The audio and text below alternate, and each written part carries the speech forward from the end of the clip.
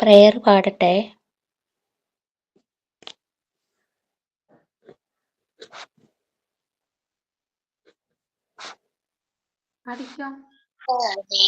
സച്ചിദാനന്ദ ദൈവമേ ഭക്തവത്സല ദൈവമേ നിൻ കൃപാപരം ഞങ്ങളിൽ ചൊരിയണമേ. പുലരുമ്പോൾ മുതൽ ഞങ്ങൾ കാണുന്നു എങ്ങു നിൻ കലവൈഭവം. ഇരുളുമ്പോൾ പോലും തേജോഗോളങ്ങൾ നിൻ വിരൽ തുമ്പിൽ തിരിയുന്നു. ബുദ്ധിയും സർവശക്തിയും മണ്ണിൽ മർത്യനേകിയ ദൈവമേ, വിജ്ഞാനത്തിൻ പ്രതീകമേ, നല്ല ബുദ്ധി ഞങ്ങൾക്കരുളണേ. ദൈവമേ സച്ചിദാനന്ദ ദൈവമേ ഭക്തവത്സല ദൈവമേ നിൻ കൃപാകരം ഞങ്ങളിൽ ചൊരിയണമേ.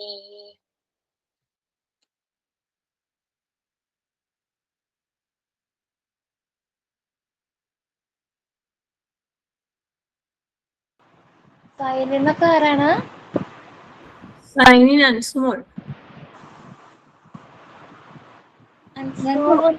തോട്ടാണ് തോട്ട്. സൈനിൻ വേറെ ആളല്ലേ? സൈനിന്റെ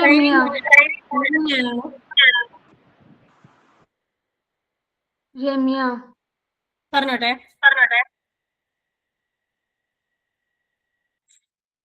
Good afternoon. A small GK. Why do touchscreens work with our fingers? Touchscreens work with our fingers because it conducts electricity.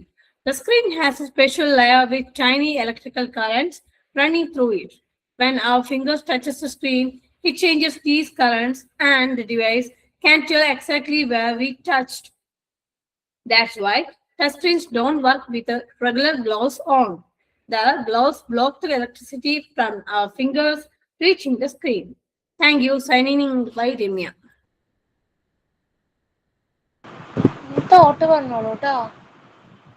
Today's thought is about embracing the present and future through action and belief, with ideas like the best preparation for tomorrow is doing your best today.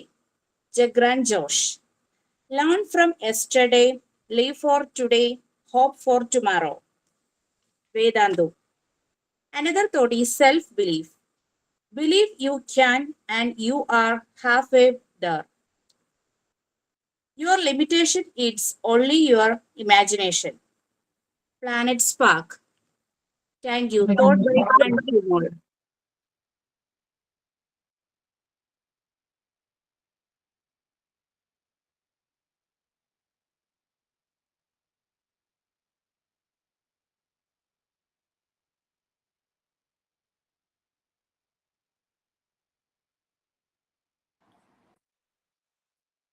Good afternoon and Happy New Year.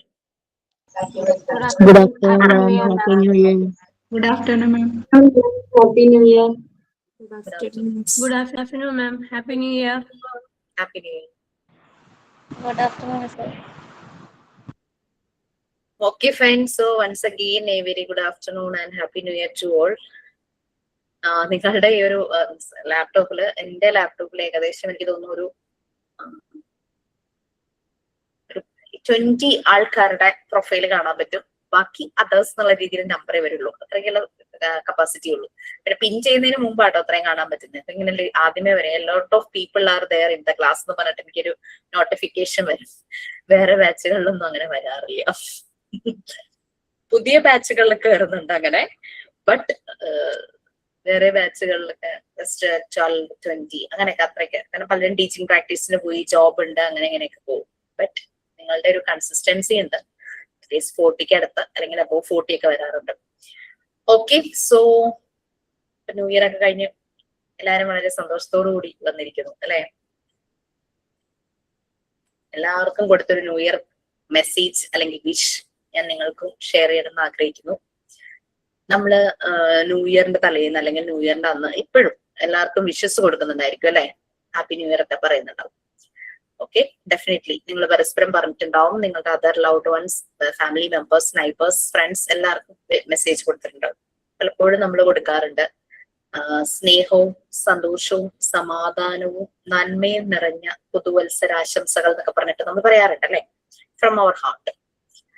അപ്പം എനിക്കൊരു കാര്യം add ചെയ്യാനുള്ളത്, സ്നേഹം, നന്മ, സന്തോഷം, സമാധാനം, അതിനെല്ലാം ഉപരി, അതുകൊണ്ടായിക്കോട്ടെ, അതിനെല്ലാം ഉപരി നമ്മളെ സ്നേഹിക്കുന്നവരെക്കാൾ നമ്മളെ സ്നേഹിക്കുന്നവരെ കൊണ്ട് നമുക്ക് കൂടുതൽ ആഴത്തിൽ നമ്മൾ സ്നേഹിക്കപ്പെടട്ടെ എന്ന് ഞാൻ ആഗ്രഹിക്കുന്നു, പ്രാർത്ഥിക്കുന്നു. അതാണ് എൻ്റെ ഒരു new year wish. Okay, so സ്നേഹിക്കപ്പെടാൻ ആഗ്രഹിക്കാതെ അറിവുണ്ടോ?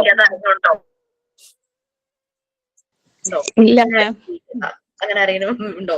ദേഷ്യം വരുമ്പോ പറയുമായിരിക്കൂലേ, പക്ഷെ എന്നാലും ഉള്ളിന്റെ ഉള്ളിൽ ആഗ്രഹം നമ്മളെ കാര്യങ്ങളൊക്കെ സ്നേഹിക്കണം. നമ്മളെ ഇഷ്ടമല്ല എന്നുള്ളതിനേക്കാൾ ഇഷ്ടപ്പെടുന്നതാണ് നമുക്ക് ഇഷ്ടം. അപ്പം ഞാന് കഴിഞ്ഞ ദിവസം ഹസ്ബൻഡ് ഇങ്ങനെ വാട്സാപ്പിൽ എനിക്കൊരു കാര്യം ഷെയർ ചെയ്തേ. എനിക്കായിട്ട് ഷെയർ ചെയ്തല്ല, അങ്ങനെ എവിടെന്നെങ്കിലും നല്ല അത് ഫിലിം റിലേറ്റഡ് ഒക്കെ കിട്ടുമ്പോൾ ആളെനിക്ക് ഷെയർ ചെയ്യാറുണ്ട്. അപ്പൊ ഷെയർ ചെയ്തതിൽ ഒന്നായിരുന്നു നമ്മുടെ മലയാള സിനിമയിലെ, ആരോ എഴുതിയതാണ്, മലയാള സിനിമയിലെ 10 കാമുകന്മാരെ ഓർത്തെടുത്തതാണ്. അപ്പൊ അതിൽ ഒരെണ്ണം എനിക്ക് ഭയങ്കരമായിട്ട് സ്ട്രൈക്ക് ചെയ്തത്, നമുക്ക് പാർക്കാൻ മുന്തിരിത്തോപ്പിലെ മോഹൻലാലിന്റെ ഒരു ക്യാരക്ടർ സോളമന്റെ ക്യാരക്ടർ പ്രണയം എന്നതിന് എല്ലാരും ഇടാറുണ്ട് അത്. പ്രണയം എന്നതിന് അതെ കൊടുത്തൊരു നിർവചനം അത് വേറെയായിരുന്നു ശരിക്കും പറഞ്ഞു കഴിഞ്ഞാല്. കാരണം സോളമൻ സ്നേഹിക്കുന്ന ആ ഒരു പെൺകുട്ടി, അതിനകത്ത് ഷാരിയുടെ പേര് ഞാൻ മറന്നുപോയി, റോസീനാണ് എന്തോ, എനിക്ക് ഓർമ്മയില്ല. അപ്പൊ സോളമൻ എന്നുള്ളത് എനിക്ക് ഓർമ്മയുണ്ട്. അപ്പൊ ആ ഒരു പെൺകുട്ടിയുടെ സ്റ്റെപ്പ് ഫാദർ അവളെ ബ്രൂട്ടലി അവളെ നശിപ്പിക്കുവാണ്. അയാളുടെ ഉദ്ദേശം അയാളുടെ കാൽ കീഴിൽ അവൾ അടിമയെ പോലെ കിടക്കണം, മറ്റേ മോഹൻലാലെ കല്യാണം കഴിച്ചു കൊണ്ടുപോകരുത്, അതിനെ അവളെ നശിപ്പിക്കുവാണ്, ബ്രൂട്ടലി റേപ്പ് ചെയ്യാം. പക്ഷെ എന്നിട്ടും സോളമൻ അവളെ സ്വീകരിക്കുന്നു. അയാൾക്ക് അത് ബാധിച്ചിട്ടേ ഇല്ല. അയാൾ സ്നേഹിച്ചത് അവളെയാണ്, അവളുടെ മനസ്സിനെയാണ്, ശരീരത്തിനേക്കാൾ ഉപരി. അപ്പൊ അങ്ങനെ ആ ഒരു എന്തോ ഒരു പൈലോക്കാരൻ അങ്ങനെ എങ്ങാണ്ടല്ലേ തിലകന്റെ ആ റോളിന്റെ പേര്, വളരെ ദുഷ്ടനായ ആ റോള് ഭയങ്കര ആത്മാർത്ഥമായി തിലകൻ ചെയ്തിട്ടുണ്ട് ആ റോള്. അപ്പൊ അയാൾ ഉത്തരം മുട്ടി നിൽക്കുന്ന ഒരു ആ ഒരു സീൻ നമുക്ക് അതിനകത്ത് കാണാൻ പറ്റും. അതൊക്കെ ഇങ്ങനെ ഞാനിങ്ങനെ കണ്ടപ്പോൾ എനിക്ക് ഭയങ്കര അത് ഇഷ്ടമായി. ആ ഒരു റൈറ്റപ്സ് 10 പേരെ പറ്റി പറഞ്ഞു, പക്ഷെ ഇതാണ് എനിക്ക് ഓർമ്മയുള്ളത്, ബാക്കിയുള്ളൊന്നും എന്റെ ഓർമ്മയിൽ വരുന്നില്ല കേട്ടോ. ചിത്രം, വന്ദനം, ഇതിലെല്ലാം മോഹൻലാലിന്റെ കാമുകൻ ക്യാരക്ടേഴ്സ് ആണ് കേട്ടോ എല്ലാത്തിലും, വേറെ ആരുടെയാണ്. അപ്പൊ ഞങ്ങൾക്കൊരു സ്കൂൾ ഗ്രൂപ്പ് ഉണ്ട്. സ്കൂൾ ഗ്രൂപ്പ് എല്ലാവരും കൂടി ഉള്ള ഒരു ഗ്രൂപ്പും ഉണ്ട്. ഞങ്ങൾ കുറച്ച് പേര് വളരെ ക്ലോസ് ആയിട്ടുള്ള കുറച്ച് പേര്, ഒരു 15 പേരുടെ ഗ്രൂപ്പ് വേറെ ഉണ്ട്. അപ്പൊ ഇങ്ങനെയുള്ള കാര്യങ്ങളൊക്കെ ആ 15 പേരുടെ ഗ്രൂപ്പിൽ ഷെയർ ചെയ്യും. അപ്പൊ ഞാൻ ആ ഗ്രൂപ്പിലേക്ക് ഷെയർ ചെയ്തപ്പോ ക്ലാസ്സിൽ എൻ്റെ ഒരു ഫ്രണ്ട് എന്നോട് ചോദിക്കുക, ടീച്ചർ ക്ലാസ്സിൽ പ്രേമമാണോ പഠിപ്പിക്കുന്നതെന്ന് എന്നോട് ചോദിച്ചു. ഞാൻ പറഞ്ഞു, definitely love and to be loved തന്നെയാണ് ഞാൻ ക്ലാസ്സിൽ പഠിപ്പിക്കുന്നത്. അല്ലാന്ന് നിങ്ങൾക്ക് തോന്നുന്നുണ്ടോ? എല്ലാവരുടെയും റൈറ്റ്സ് ആണല്ലേ സ്നേഹിക്കപ്പെടുക എന്നുള്ളതും സ്നേഹിക്കുക എന്നുള്ളതും എല്ലാവരുടെയും റൈറ്റ്സ് ആണ്. നമ്മുടെ കുട്ടികളുടെയും റൈറ്റ്സ് ആണ് to love and to be loved. നമ്മൾ അവരെ സ്നേഹിക്കുമ്പോഴാണ് അവരും തിരിച്ച് അതേ ഇമോഷൻസ് എക്സ്പ്രസ് ചെയ്യുന്നത്. അവരെപ്പോഴും നമ്മളെ ഫോളോ ചെയ്യുന്നു. സോ ഡെഫിനറ്റ്ലി അവരും തിരിച്ച് സ്നേഹിക്കുന്നത് അതുകൊണ്ടാണ്. അതാണ് പെറ്റ്സിനെ കാണുമ്പോൾ അവർക്ക് ഭയങ്കര കൗതുകം. അവരൊരു ഡോള് കയ്യിലെടുത്ത് വെച്ചിട്ട് അതിനെ ഇങ്ങനെ അവർ ടേക്ക് കെയർ ചെയ്യുന്നതൊക്കെ കണ്ടു കഴിഞ്ഞു കഴിഞ്ഞാൽ everybody has that feelings to love and to be loved. So നമ്മൾ എവിടെ വരെ psychological first aid, right? PFN.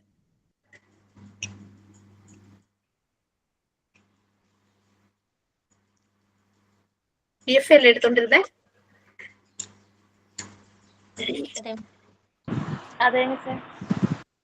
Okay, അപ്പൊ ഇത് PFN കൂടെ കഴിഞ്ഞു കഴിഞ്ഞാൽ നിങ്ങളുടെ പാർട്ട് 1 കംപ്ലീറ്റ് കഴിയൂലേ? ഞാൻ മാത്രമേ പാർട്ട് 1ന്റെ ബാക്കി പോർഷൻസ് കഴിഞ്ഞില്ലേ? പാർട്ട് 1 ഫുള്ള് കഴിയും. പാർട്ട് 2 എവിടം വരെയായി?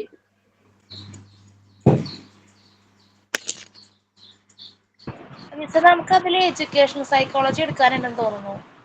അത് മാത്രമേ ഉള്ളൂ? പിന്നെ സോഷ്യോ ഇമോഷണൽ ഡെവലപ്മെന്റ് എടുത്തോണ്ടിരിക്കുക മിസ്സേ, അപർണ മിസ് എടുത്തോണ്ടിരിക്കുക അത്. എടുത്തോ സൈക്കോളജി പാർട്ട് അതിനെ എടുത്തോ 6th അത് യൂണിറ്റ്? മിസ് എടുത്തു കഴിഞ്ഞായിരുന്നു, ആദര മിസ് എടുത്തു കഴിഞ്ഞു സൈക്കോളജി. ആതിര മിസ് ഇപ്പൊ എടുത്തോണ്ടിരിക്കുന്നത് individual difference എടുത്തോണ്ടിരിക്കുന്നത്.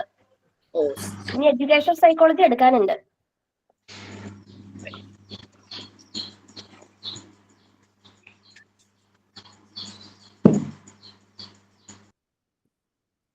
So back to PFA, psychological first aid.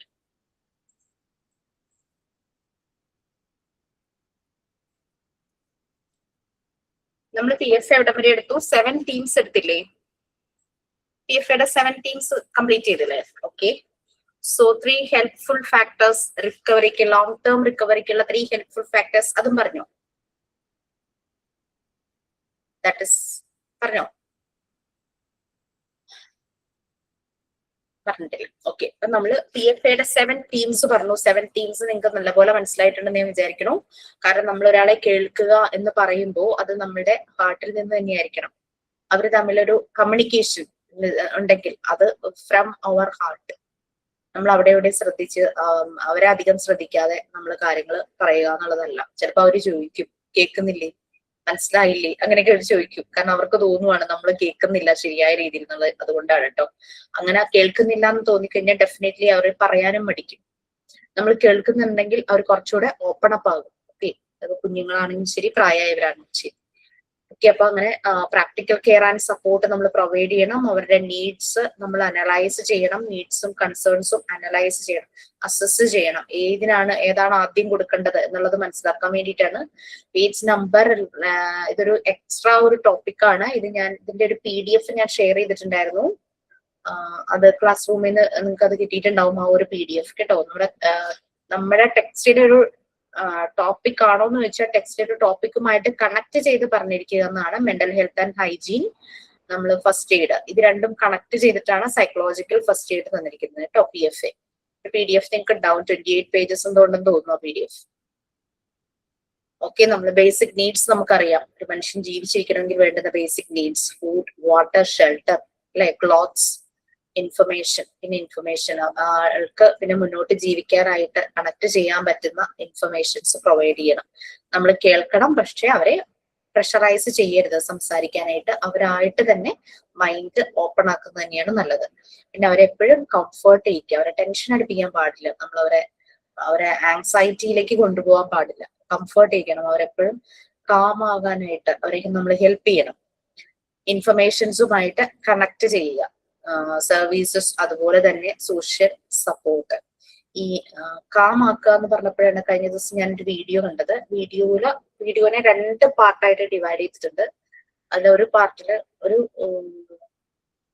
Male and female, അതില് ഗേൾ ബോയ് എന്നാണ് അവർക്ക് കൊടുത്തിട്ടുള്ളത് ടൈറ്റിൽ എന്നുള്ള രീതിയിൽ. അപ്പൊ ഗേൾ ഭയങ്കര ഫ്രസ്ട്രേറ്റഡ് ആണ്, ഭയങ്കരമായിട്ട് ബേസ്റ്റ് ഔട്ട് ചെയ്യുവാണ്. ഇമോഷൻസിന്റെ ദേഷ്യവും സങ്കടം എല്ലാം കൂടെ വരുന്നുണ്ട്. അപ്പോ ഒരു ബോയുടെ റിയാക്ഷൻ, അയാളും തിരിച്ച് അതേപോലെ തന്നെ അവളെ പിടിച്ചിങ്ങനെ ഷോൾഡറിൽ പിടിച്ച് കുലുക്കുന്നു, അയാൾക്കും ദേഷ്യം വരുന്നു. അങ്ങനെ സെക്കൻഡ് പാർട്ടിൽ കാണുന്നത് സെയിം വ്യക്തികൾ തന്നെ ഗേൾ, മാൻ എന്നാണ് കൊടുത്തിരിക്കുന്നത്, ബോയ് എന്നല്ല. അപ്പോ മെച്യൂർ ആയിട്ട് അയാൾ അതിനെ ഡീൽ ചെയ്യുന്നു, അവരെ കൺസോൾ ചെയ്യുന്നു, കാമാക്കുന്നു, ഹഗ് ചെയ്യുന്നു. അപ്പോഴേക്കും അവരങ്ങോട്ട് സബ്മിസീവ് ആകുന്നത്. പക്ഷെ എനിക്കത് കണ്ടപ്പോ എനിക്കൊരു കാര്യം തോന്നിയത്, സെയിം ഇമോഷൻസ്, ഫീലിങ്സ് മെയിലിനും സംഭവിക്കാമല്ലോ. So a female can take that role. അപ്പൊ ഒരു സ്ത്രീയും അതുപോലെ തന്നെ കൺസോൾ ചെയ്യാനും കാമാക്കാനും പറ്റും. അല്ലാണ്ട് ഓൾവേസ് പെൺകുട്ടികൾക്ക് മാത്രമല്ലല്ലോ ഇമോഷണൽ അൺസ്റ്റെബിലിറ്റി. കാര്യം ഞാനൊരു സ്ത്രീപക്ഷമായിട്ട് ചിന്തിക്കുന്ന ഒരാളാണെങ്കിൽ പോലും പുരുഷപക്ഷമായിട്ടും കൂടി നമ്മൾ ചിന്തിക്കേണ്ടതുണ്ട്. പുരുഷന്മാരും പലപ്പോഴും ഇമോഷണൽ അൺസ്റ്റെബിലിറ്റിയിലൂടെ കടന്നു പോകും.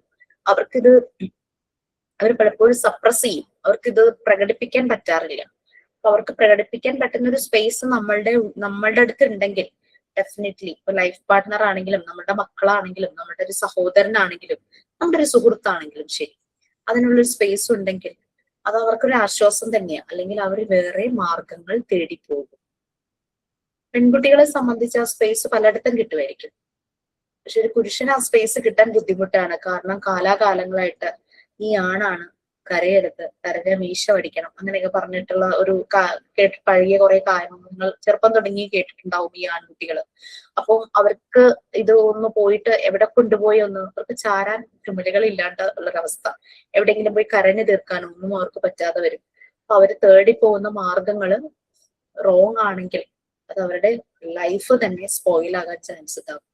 അപ്പൊ നമ്മുടെ കൊച്ചു മക്കളെ തുടങ്ങി അത് ശ്രദ്ധിക്കണം, ആൺകുട്ടികളെ തുടങ്ങിയിട്ട് അവർക്കതെല്ലാം പറഞ്ഞു വരാൻ നമ്മളുടെ ഇടയിൽ ഒരു സ്പേസ്, ഒരു ചേച്ചിയായിട്ടോ അമ്മയായിട്ടോ എന്താണോ നമ്മുടെ റോള് അവിടെ ഉണ്ടെങ്കിൽ അവര് ഡെഫിനറ്റ്ലി അത് നമ്മളോട് തന്നെ പറയും, നമ്മുടെ ഒരു സുഹൃത്താണെങ്കിൽ പോലും. ഓക്കെ, ഒരു കംഫർട്ട് കാമാക്കുക അത് നമ്മൾ പറഞ്ഞു. പിന്നെ ഇൻഫർമേഷൻസുമായിട്ടും സർവീസസും സോഷ്യൽ സപ്പോർട്ടുമായിട്ട് കണക്ട് ചെയ്യാം. പിന്നെ ആളുകളെ കൂടുതൽ അപകടം സംഭവിക്കൽ നിന്നും നമ്മൾ പ്രൊട്ടക്ട് ചെയ്യുക, എപ്പോഴും ഫോളോ അപ്പ് ചെയ്യുക അല്ലെ. അപ്പൊ അങ്ങനെ നമ്മുടെ ഒരു സുഹൃത്ത് അല്ലെങ്കിൽ നമ്മുടെ മകൻ അല്ലെങ്കിൽ നമ്മുടെ ലൈഫ് പാർട്ട്ണർ വന്നൊരു കാര്യം പറഞ്ഞു, അവർ പറഞ്ഞു കഴിഞ്ഞു, അതോടുകൂടി നമ്മളത് വിടുകയല്ല, നമ്മൾ അവരെ ശ്രദ്ധിക്കണം. പിറ്റേ ദിവസവും നമ്മൾ അവരോട് സംസാരിക്കാനായിട്ട് സമയം കണ്ടെത്തുക, അല്ലെങ്കിൽ അതിനനുസരിച്ചുള്ള കാര്യങ്ങൾ. ഓക്കെ, സോ അതായിരുന്നു 7 തീംസ് നമ്മൾ പറഞ്ഞത്. പിന്നെ PFA പ്രൊവൈഡ് ചെയ്യുന്നത്, അതിനെ പറ്റി നമ്മൾ പറഞ്ഞത് ഒരു ട്രീറ്റ്മെന്റ് അല്ല. നമുക്ക് അവർക്കൊരു ചിലപ്പം പലപ്പോഴും ഈ പ്രശ്നങ്ങൾ അനുഭവിക്കുന്നവർക്ക് പേജ് നമ്പർ ചോദിക്കുന്നുണ്ട് എല്ലാവരും. ഇത് നമ്മളുടെ ടെക്സ്റ്റിലുള്ള ഒരു കാര്യമല്ല, ഒരു PDF ക്ലാസ്സിൽ ഷെയർ ചെയ്തിട്ടുണ്ടായിരുന്നു, സൈക്കോളജിക്കൽ ഫസ്റ്റ് എയ്ഡ്. ഓക്കെ, എടുക്കാമോ? ക്ലാസ് ഗ്രൂപ്പിൽ കൊടുക്കുന്നുണ്ട്. ആരെങ്കിലും ഒന്നുകൂടെ നിങ്ങളുടെ പേഴ്സണൽ ഗ്രൂപ്പിൽ ഒന്ന് ഷെയർ ചെയ്ത് കൊടുക്കാമോ PDF? എനിക്ക് പറ്റില്ലേ അത്? മാം, ഇതിന് എക്സാമിന് ക്വസ്റ്റ്യൻസ് ഉണ്ടാവോ? ഡെഫിനറ്റ്ലി 2 ക്വസ്റ്റ്യൻ 3 ക്വസ്റ്റ്യൻ അത്രയും കാണുമായിരിക്കും.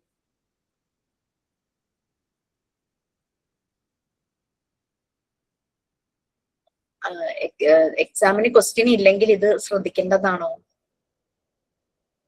നമ്മൾക്ക് നമ്മുടെ ലൈഫിൽ വളരെ അത്യാവശ്യമുള്ള ഒരു സംഭവമാണ് ഇപ്പോഴത്തെ കാലഘട്ടത്തിൽ പ്രത്യേകിച്ചു. മാം, വാട്സ്ആപ്പ് ഗ്രൂപ്പിലേക്ക് സെൻഡ് ചെയ്തിട്ടുണ്ട്, MD15 ബാച്ചിലേക്ക്. അനുമോള് സെൻഡ് ചെയ്തിട്ടുണ്ട്. ഓക്കെ, ഇത് എക്സാമിന് വരുമോ എന്ന് ചോദിച്ചു കഴിഞ്ഞാൽ നിങ്ങൾ അതോർത്ത് വിഷമിക്കൊന്നും വേണ്ട.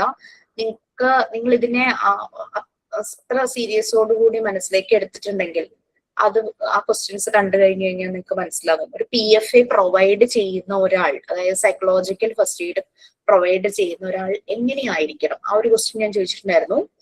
അപ്പോ ഓപ്ഷനിൽ പലതും ഉണ്ടായിരുന്നു. ജഡ്ജ്മെന്റൽ, പിന്നെ എന്താണ്, സ്പീക്ക് അബൌട്ട് ഓൺ സ്റ്റോറി, പിന്നെ കാം ആൻഡ് പേഷ്യന്റ്, അങ്ങനെയൊക്കെ പറഞ്ഞു കൊടുത്തിട്ടുണ്ടായിരുന്നു. ഈ 3 ഓപ്ഷനിൽ ഏതാ നിങ്ങൾക്ക് ആപ്റ്റ് ആയിട്ട് തോന്നുന്നേ? ജഡ്ജ്മെന്റൽ ആയിരിക്കും. ഓപ്ഷൻ ഒന്നുകൂടി പറയാം sir. Judgemental, talk about on story, സ്വന്തം കഥ വിളിച്ചു പറയാം, പിന്നെ കാം ആൻഡ് പേഷ്യന്റ്, പിന്നെ അടുത്ത option none of the so, അങ്ങനെ ഓൾ ഓഫ് ദി സോ, അങ്ങനെ എന്തോ ഒരു ഓപ്ഷൻ. Yes, definitely. കാരണം നമുക്കത് മനസ്സിലായി അല്ലേ? നമുക്കറിയാം, ഒരു സൈക്കോളജിക്കൽ ഫസ്റ്റ് എയ്ഡ് പ്രൊവൈഡ് ചെയ്യുന്ന ആൾ ഒരിക്കലും വിധിക്കരുത്, ജഡ്ജ്മെന്റൽ ആകരുത്. പല പല അഭിപ്രായങ്ങളും നമ്മുടെ ഉള്ളിലൂടെ കടന്നു പോകുന്നുണ്ടാവും, പക്ഷെ നമ്മളത് പറയില്ല. പിന്നെ അതുപോലെ തന്നെ നമ്മളുടെ കഥ, ഇതാണോ, ഇതിലും വലിയ സംഭവം എനിക്ക് സംഭവിച്ചു, നമ്മൾ ഒരിക്കലും പറയില്ല എല്ലാവരുടെ അടുത്ത്. എല്ലാവർക്കും അവരുടെ വേദന തന്നെയാണ്. നമുക്ക് നമ്മുടെ വേദന തന്നെയാണ്. ഒരു പക്ഷെ അവരെക്കാൾ കൂടുതൽ നമ്മൾ അനുഭവിച്ചിട്ടുണ്ടാകും എന്ന് പറഞ്ഞ് ഇതിലും ഭയങ്കരമൊക്കെ എനിക്ക് സംഭവിച്ചത് നമ്മൾ ഒരിക്കലും പറയില്ല. പക്ഷെ നമ്മുടെ വളരെ ക്ലോസ് ആയിട്ടുള്ള ഫ്രണ്ട്സിനോട് നമ്മളത് പറഞ്ഞാൽ അവർ ഉൾക്കൊള്ളും. ശരിയാണല്ലോ, അവൾ എന്നെക്കാളും ഇത് അനുഭവിച്ചിട്ടുണ്ടല്ലോ, എനിക്കറിയാവുന്നതാണല്ലോ, അവരങ്ങ് ഇതാകും. പക്ഷെ വേറെ നമ്മൾ ഒട്ടും പരിചയമില്ലാത്ത ഒരാളോടാണ് പറയുന്നതെങ്കിൽ അവർക്കത് ഭയങ്കര ഫീലിങ്സ് ആയി പോകും. അപ്പൊ എന്റെ വേദനയ്ക്ക് ഒരു വാല്യൂ ഇല്ലല്ലോ, അങ്ങനെ തോട്ട് വരും. അപ്പൊ ഒരിക്കലും നമ്മൾ അങ്ങനെ പറയരുത്, ഇതിലും വലുത് ഞാൻ അനുഭവിച്ചു, ഞാൻ അതിൽ നിന്നൊക്കെ പടവെട്ടി പൊരുതി വന്നു, എന്തോ വലിയ പോരാളിയെ പോലെ നമ്മൾ പറയുന്നത് അത് ഒരു ശരിയായ രീതിയല്ല. പിന്നെ കാം ആൻഡ് പേഷ്യന്റ്, നമ്മൾ വളരെ, കാരണം ഈ വ്യക്തികള് ചിലപ്പോ കുറെ നേരം മിണ്ടില്ല, ചിലപ്പോ കുറെ സംസാരിച്ചിട്ട് കുറെ നേരം കരയും. അപ്പോഴൊക്കെ നമ്മൾ വളരെ ശ്രദ്ധയോടുകൂടി പേഷ്യൻസോടുകൂടി ഇരിക്കണം. ചിലപ്പോ അവര് സംസാരിക്കുകയില്ല, മണിക്കൂറുകളോളം ചിലപ്പോൾ മിണ്ടാതിരിക്കും, അങ്ങനെയൊക്കെ ചെയ്യാം. അതുകൊണ്ടാണ് കാം ആൻഡ് പേഷ്യൻസ്, അത് വളരെ ഇമ്പോർട്ടന്റ് ആണ്. ഓക്കെ, ഇനി നമുക്ക് ഇതൊരു പ്രൊഫഷണൽ ജോബ് അല്ല, നമ്മളിതൊരു സർവീസ് പോലെ ചെയ്യുന്നതാണ് അല്ലെ. ഒരാളെ അയാൾ വല്ലാതെ ബുദ്ധിമുട്ടുന്ന സാഹചര്യത്തിൽ നമ്മളൊന്ന് സപ്പോർട്ട് ചെയ്യും. നമുക്കത് പ്രൊഫഷണൽ ജോബ് ആണ്. എപ്പോഴാണ് നമ്മൾ അതുപോലെയുള്ള പ്രൊഫഷണൽ കോഴ്സുകൾ ക്വാളിഫൈഡ് ആയി നമ്മൾ അങ്ങനെ ഒരു ജോബ് ചെയ്യുമ്പോൾ, ഒരു സാലറി ജോബ് ചെയ്യുമ്പോൾ ഇതുപോലെ പ്രശ്നങ്ങളുള്ളവർ വരുമ്പോൾ that is A professional job. ഇത് നമ്മളല്ലാതെ നമ്മൾക്ക് അങ്ങനെ ഒരു മനസ്സുണ്ട് മറ്റുള്ളവരെ കേൾക്കാൻ, അവരുടെ പ്രശ്നങ്ങൾ മനസ്സിലാക്കി അവരെ സപ്പോർട്ട് ചെയ്യാൻ നമ്മൾക്ക് പറ്റും. അങ്ങനെ അവർക്ക് ഏതെങ്കിലും രീതിയിലുള്ള അതർ സോഴ്സസിൽ നിന്നുള്ള സപ്പോർട്ട് വേണം. അങ്ങനെ ഉണ്ടെങ്കിൽ ആ ഇൻഫർമേഷൻസ് നമുക്ക് എത്തിച്ചു കൊടുക്കാൻ പറ്റും, അല്ലെങ്കിൽ ആ ഏജൻസീസും ഓർഗനൈസേഷൻസുമായിട്ട് നമുക്ക് കണക്ട് ചെയ്യാൻ പറ്റും. അതൊക്കെയാണ് നമുക്ക് ഇതിനകത്ത് ചെയ്യാൻ പറ്റുന്നത്. ഇതൊരു കൗൺസിലിംഗ് അല്ല. കൗൺസിലിംഗ് ഇസ് സയന്റിഫിക്, അത് വേറൊരു മെത്തേഡാണ് കൗൺസിലിംഗ് എന്ന് പറയുന്നത്. അതിന് പല സയന്റിഫിക് സ്റ്റെപ്സും കാര്യങ്ങളൊക്കെ ഉണ്ട് കൗൺസിലിങ്ങിന്. പിന്നെ അത് മാത്രമല്ല, ഇവർ പറയുന്ന കാര്യങ്ങൾ നമ്മൾ റെക്കോർഡ് ചെയ്യുകയോ നോട്ട് ചെയ്ത് വെക്കുകയോ പാടില്ല. അതുകൊണ്ടാണ് നമ്മുടെ ലിസണിങ് വളരെ ആക്റ്റീവ് ആയിരിക്കണം, ഹൃദയം കൊണ്ട് കേൾക്കണം. നമ്മൾ എഴുതി വെക്കുകയൊക്കെ ചെയ്യുമ്പോൾ അവർക്ക് ആകെ ഡൗട്ട്ഫുൾ ആകും. അപ്പൊ അവര് ശരിയായ രീതിയിൽ ഓപ്പൺ അപ്പ് ചെയ്യില്ല. കോൺഫിഡൻഷ്യൽ ആകണം എന്ന് അവർക്ക് നിർബന്ധം ഉണ്ടാകും. അവർ പറയുന്ന കാര്യങ്ങൾ നമ്മൾ ആ ഒരു വിശ്വാസം അവരുമായിട്ട് നമുക്കുണ്ടായിരിക്കണം. ഇനി 3 ഹെൽപ്ഫുൾ ഫാക്ടേഴ്സ്, ലോങ് ടേം റിക്കവറിക്ക് ഹെൽപ്പ് ചെയ്യുന്ന 3 ഹെൽപ്ഫുൾ ഫാക്ടേഴ്സ് ഏതൊക്കെയാണെന്നാണ് നെക്സ്റ്റ്. അപ്പൊ നമ്മൾക്കറിയാം, ഇപ്പോ നമ്മൾക്കൊരു അസുഖം വന്നു, നമ്മൾ ഹോസ്പിറ്റലിൽ കാണിച്ചു, ഒരു സർജറി ചെയ്യേണ്ട വന്നു, സർജറി ഒക്കെ ചെയ്തു, ഹോസ്പിറ്റലിൽ നിന്ന് ഡിസ്ചാർജ് ആയി, ഡോക്ടർ പറയുന്ന പോലെ കാര്യങ്ങളൊക്കെ ചെയ്തു, നമ്മൾ റിവ്യൂവിന് ചെല്ലുന്നു. നമുക്കപ്പോ നോക്കിയിട്ട് ചിലപ്പോ 1 ആഴ്ച കഴിഞ്ഞിട്ടായിരിക്കും ആദ്യം പറഞ്ഞത്, പിന്നെ പറയുന്നു 2 ആഴ്ച കഴിഞ്ഞ് വന്നാൽ മതി എന്ന് പറയും, പിന്നെ 1 മാസം കഴിഞ്ഞിട്ട് വന്നാൽ മതി എന്ന് പറയും, പിന്നെ പറയും ഈ വീട്ടിൽ നിങ്ങൾ ഇങ്ങനെയുള്ള കാര്യങ്ങളൊക്കെ ചെയ്താൽ മതി. അങ്ങനെ നമ്മളത് അതിന്റെ ലോങ് ടേമിൽ ആ ഒരു പ്രൊസീജിയർ നമ്മൾ ചെയ്തു പോകും. അതുപോലെ തന്നെ സൈക്കോളജിക്കൽ ഫസ്റ്റ് എയ്ഡിന്റെ ലോങ് ടേം റിക്കവറിക്ക് ഹെൽപ്പ് ചെയ്യുന്ന 3 ഇമ്പോർട്ടന്റ് ആയിട്ടുള്ള ഫാക്ടേഴ്സ്. ഒന്ന്, എപ്പോഴും ഈ വ്യക്തിക്ക് അവരെ നമ്മൾ കംഫർട്ട് ആക്കണം, അവർ സേഫ് ആണ്, കാം ആക്കണം, ആ ഒരു ഫീലിംഗ് സേഫ് ആൻഡ് കാം. അതുപോലെ തന്നെ അവരെ കണക്ട് ചെയ്യണം, അവർക്ക് വേണ്ടുന്ന ആളുകളുമായിട്ട് അവരെ കണക്ട് ചെയ്യിക്കണം. അവർക്ക് സപ്പോർട്ട് കൊടുക്കുന്ന ഏജൻസീസോ ഓർഗനൈസേഷനോ വട്ടെവർ ഇറ്റ് ബി, അവരുമായിട്ടൊക്കെ ഒന്ന് കണക്ട് ചെയ്യണം. പിന്നെ അവരുടെ ഏതെങ്കിലും റിലേറ്റീവ്സ് ഉണ്ടെങ്കിൽ അവരുമായിട്ട് കണക്ട് ചെയ്യുക, അങ്ങനത്തെ കാര്യങ്ങളായിരിക്കും.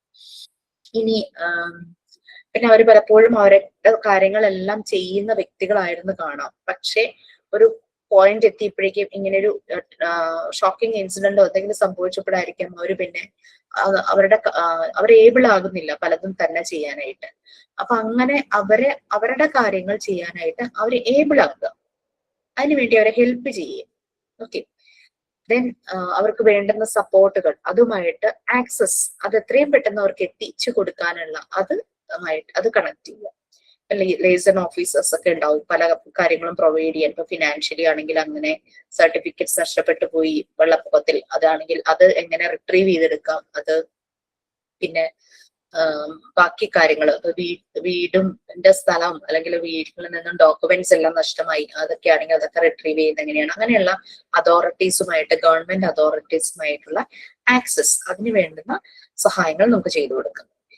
ഇനി ഈ എങ്ങനെയുള്ള ആളുകൾക്കാണ് ഇതുപോലെ സ്പെഷ്യൽ അറ്റൻഷൻ സപ്പോർട്ട് ആവശ്യം വരുന്നത് എന്നുള്ളതാണ് next. People who need special attention and support.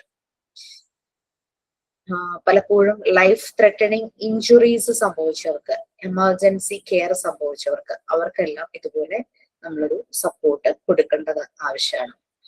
Emergency care, life threatening injuries, പെട്ടെന്ന് ഒരു ആക്സിഡന്റ് വന്നു, കാല് നഷ്ടപ്പെട്ടു, കാല് മുറിഞ്ഞുപോയി, കൈ മുറിഞ്ഞുപോയി, അല്ലെങ്കിൽ എന്തെങ്കിലും അതുപോലെ തന്നെ കണ്ണിന് പ്രശ്നം പറ്റി, അങ്ങനെയൊക്കെ അവരുടെ ലൈഫിന് ത്രെറ്റനിങ് ആവുന്ന രീതിയിൽ എന്തെങ്കിലും പ്രോബ്ലംസ് സംഭവിച്ചിട്ടുള്ളവർക്ക് ഈ ഒരു നമ്മുടെ പാലിയേറ്റീവ് കെയർ ഒക്കെ ഒരു ശരിക്കും പറഞ്ഞു കഴിഞ്ഞാൽ PFA പ്രൊവൈഡ് ചെയ്യുന്നത് തന്നെയാണ്. അവിടെ ട്രീറ്റ്മെന്റ് അല്ലല്ലോ ശരിക്കും, അവർ പ്രൊവൈഡ് ചെയ്യുന്നു, ഈ പേഷ്യൻസിനെ കേൾക്കുന്നു, അങ്ങനെയുള്ള കാര്യങ്ങളൊക്കെയാണ്.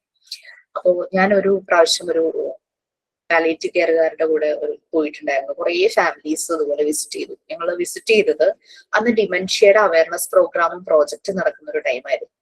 വിസിറ്റ് ചെയ്തത് മുഴുവനും ഡിമെൻഷ്യ ആയിട്ടുള്ള ആളുകളെയാണ്.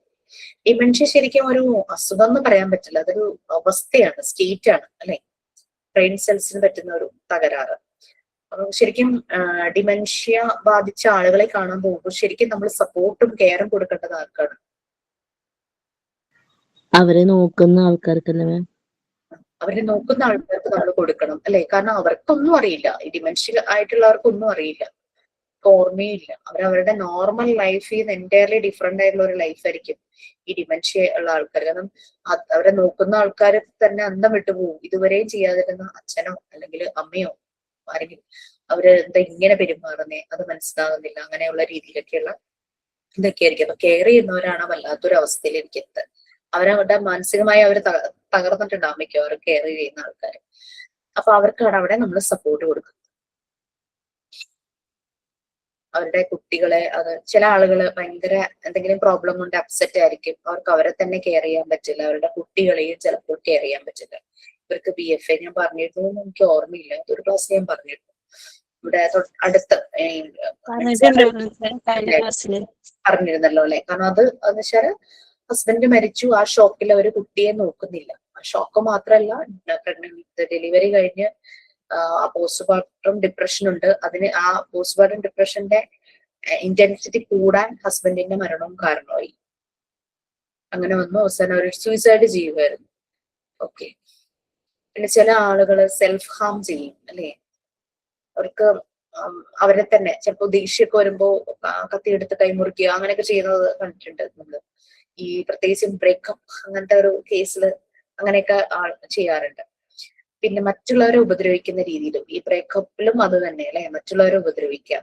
എനിക്ക് കിട്ടിയില്ല എന്നാ വേറെ ആർക്ക് കിട്ടണ്ട, ആ ഒരു ഇതിലൂടെ ആസിഡറ്റ കത്തിക്കുത്ത അങ്ങനെയൊക്കെ ചെയ്യും. അവരുടെ ആ ഒരു മെന്റൽ സ്റ്റാറ്റസ്, ആ ഒരു ആറ്റിറ്റ്യൂഡിനൊക്കെ അപ്പൊ ഒരു അതെല്ലാം ഡൗൺ ആണ്, വളരെ ലോ ആണ്, മെന്റൽ ഹെൽത്ത് വളരെ ലോ ആണ്. അതുകൊണ്ടാണ് അവരൊക്കെ അങ്ങനെ ആക്ട് ചെയ്യുന്നത്.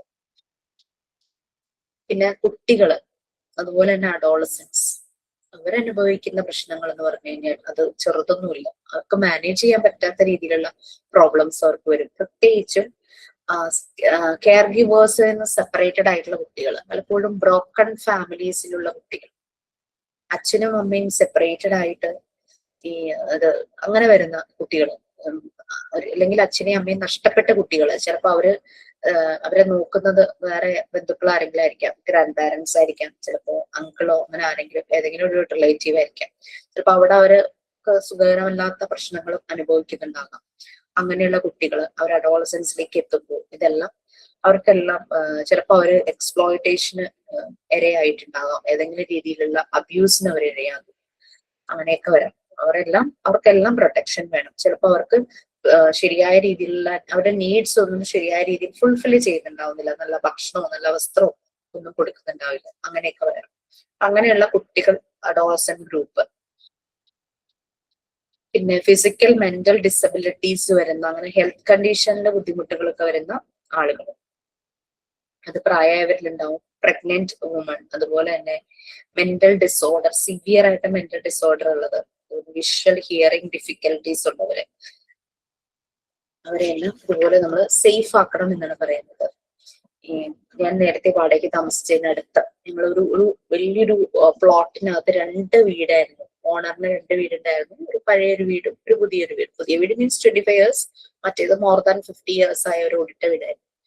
അപ്പം ഞാനൊരു 14-13 years അവിടെ വാടകയ്ക്ക് താമസിച്ചിട്ടുണ്ടായിരുന്നു. അപ്പൊ ആ ഒരു പഴയ വീട്ടിൽ ഇങ്ങനെ വാടകയ്ക്ക് ആളിങ്ങനെ മാറി മാറി വന്നുകൊണ്ടേ ഇരിക്കുവായിരുന്നു. പലതും ഓണറിന്റെ പരിചയത്തിൽ അങ്ങനെ വരുന്നത് തന്നെയാണ്. അങ്ങനെ ഒരു ഫാമിലി വന്നു. ഒരു അമ്മ മീൻസ് ഒരു 35+ അത്രയെങ്ങാനും കാണും. അമ്മയും 2 ആൺമക്കളും. പിന്നെ ഇടയ്ക്കിടയ്ക്ക് ഇതിന്റെ അച്ഛനും അമ്മയും വരും ഇതിനെ സഹായിക്കാൻ വേണ്ടി. അവിടെ അടുത്ത് തന്നെയാണ് അവരുടെ വീട്. ഹസ്ബൻഡിൽ നിന്നും സെപ്പറേറ്റഡ് ആണ്. കേസ് നടക്കുക, ഡിവോഴ്സായി, പക്ഷെ ഹസ്ബൻഡ് കേസ് കൊടുത്തേക്കുക മക്കളെ വിട്ട് കിട്ടാനായിട്ട്. 9th-ലും 10th-ലും ഉണ്ടായിരുന്നു ആ സമയത്ത് ആൺകുട്ടികൾ പഠിക്കുന്ന ഒരു ടൈം. ഈ മനുഷ്യൻ ഇവരെ ഭയങ്കരമായിട്ട് ഉപദ്രവിക്കുമായിരുന്നു. അത് ഉപദ്രവിക്കുന്നത് മയക്കിയിട്ടൊക്കെ ഉപദ്രവിക്കുമായിരുന്നു. എന്തോ ഇങ്ങനെ വായിൽ വെച്ചു കൊടുക്കും, മയക്കുമരുന്ന് പോലെ സംഭവം.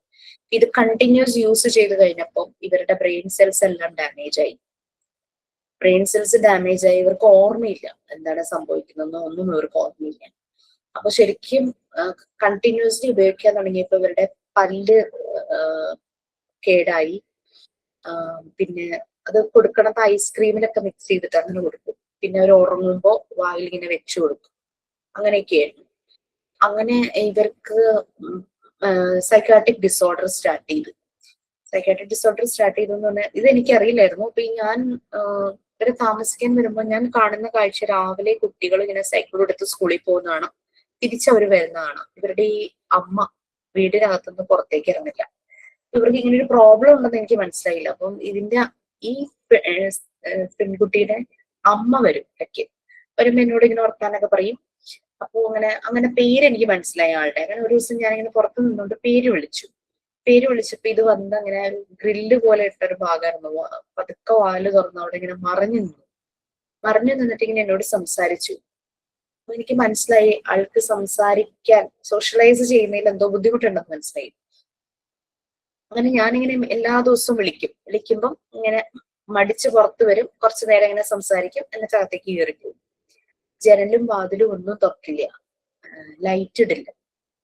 കാരണം വേറൊന്നുമല്ല, അപ്പൊ ഞാൻ ഓർത്തി രാത്രിയായാലും എന്തെങ്കിലും ഈ ലൈറ്റ് ഇടാത്ത, ജനലും വാതിലൊക്കെ ഇങ്ങനെ അടച്ചിങ്ങനെ ഇരിക്കും. ഞാനിങ്ങനെ മനസ്സിൽ വിചാരിക്കും കേട്ടോ. ഇതിന്റെ അമ്മ ഇങ്ങനെ എന്നോട് പറഞ്ഞു അപ്പോഴാണ് പറയുന്നത് ഹസ്ബൻഡ് ഇങ്ങനെ ഉപദ്രവിക്കുമായിരുന്നു, ഡിവോഴ്സായി, പക്ഷെ അയാൾ ഇപ്പൊ കേസ് കൊടുത്തിരിക്കുവാണ്, ഇങ്ങനെ മക്കളെ വിട്ടുകിട്ടണം എന്നും പറഞ്ഞിട്ട്, ഇല്ലെങ്കിൽ ഉപദ്രവിക്കുന്നൊക്കെ പറഞ്ഞ് ഫോൺ ചെയ്ത് ഭീഷണിപ്പെടുത്തുകയൊക്കെ ചെയ്യുക. അങ്ങനെയൊക്കെ എന്തൊക്കെയോ പ്രശ്നങ്ങളാണ്. ഞാൻ പറഞ്ഞു എന്തുകൊണ്ട് നിങ്ങൾ പോലീസിൽ കംപ്ലൈന്റ് ചെയ്തുകൂടാ, കാരണം ഡിവോഴ്സായി, കുട്ടികള് അമ്മയുടെ കൂടെയാണ്, അപ്പോ അങ്ങനെ അയാള് ഭീഷണിപ്പെടുത്തേണ്ട കാര്യമില്ലല്ലോ. എന്നിട്ട് ഇയാള് സ്വിഗ്ഗി സൊമാറ്റോ വഴിയൊക്കെ പിള്ളേർക്ക് ഭക്ഷണം ഓർഡർ ചെയ്ത് കൊടുക്കും. പിള്ളേരെ വിളിക്കുമ്പോൾ അവർക്ക് ഇന്ന ഫുഡ് വേണം, കുട്ടികളല്ലേ, ഇങ്ങനെ ഭക്ഷണം വേണമെന്ന് പറയുമ്പോൾ അതൊക്കെ ഓർഡർ ചെയ്ത് കൊടുക്കും. പക്ഷെ ഇവരെവിടെയാണ് താമസിക്കുന്നതെന്നൊന്നും ഇവരാദ്യമൊന്നും പറഞ്ഞൊന്നുമില്ല. അങ്ങനെ ഒളിച്ചു താമസിക്കുന്ന പോലെയായിരുന്നു താമസിക്കുന്നത്.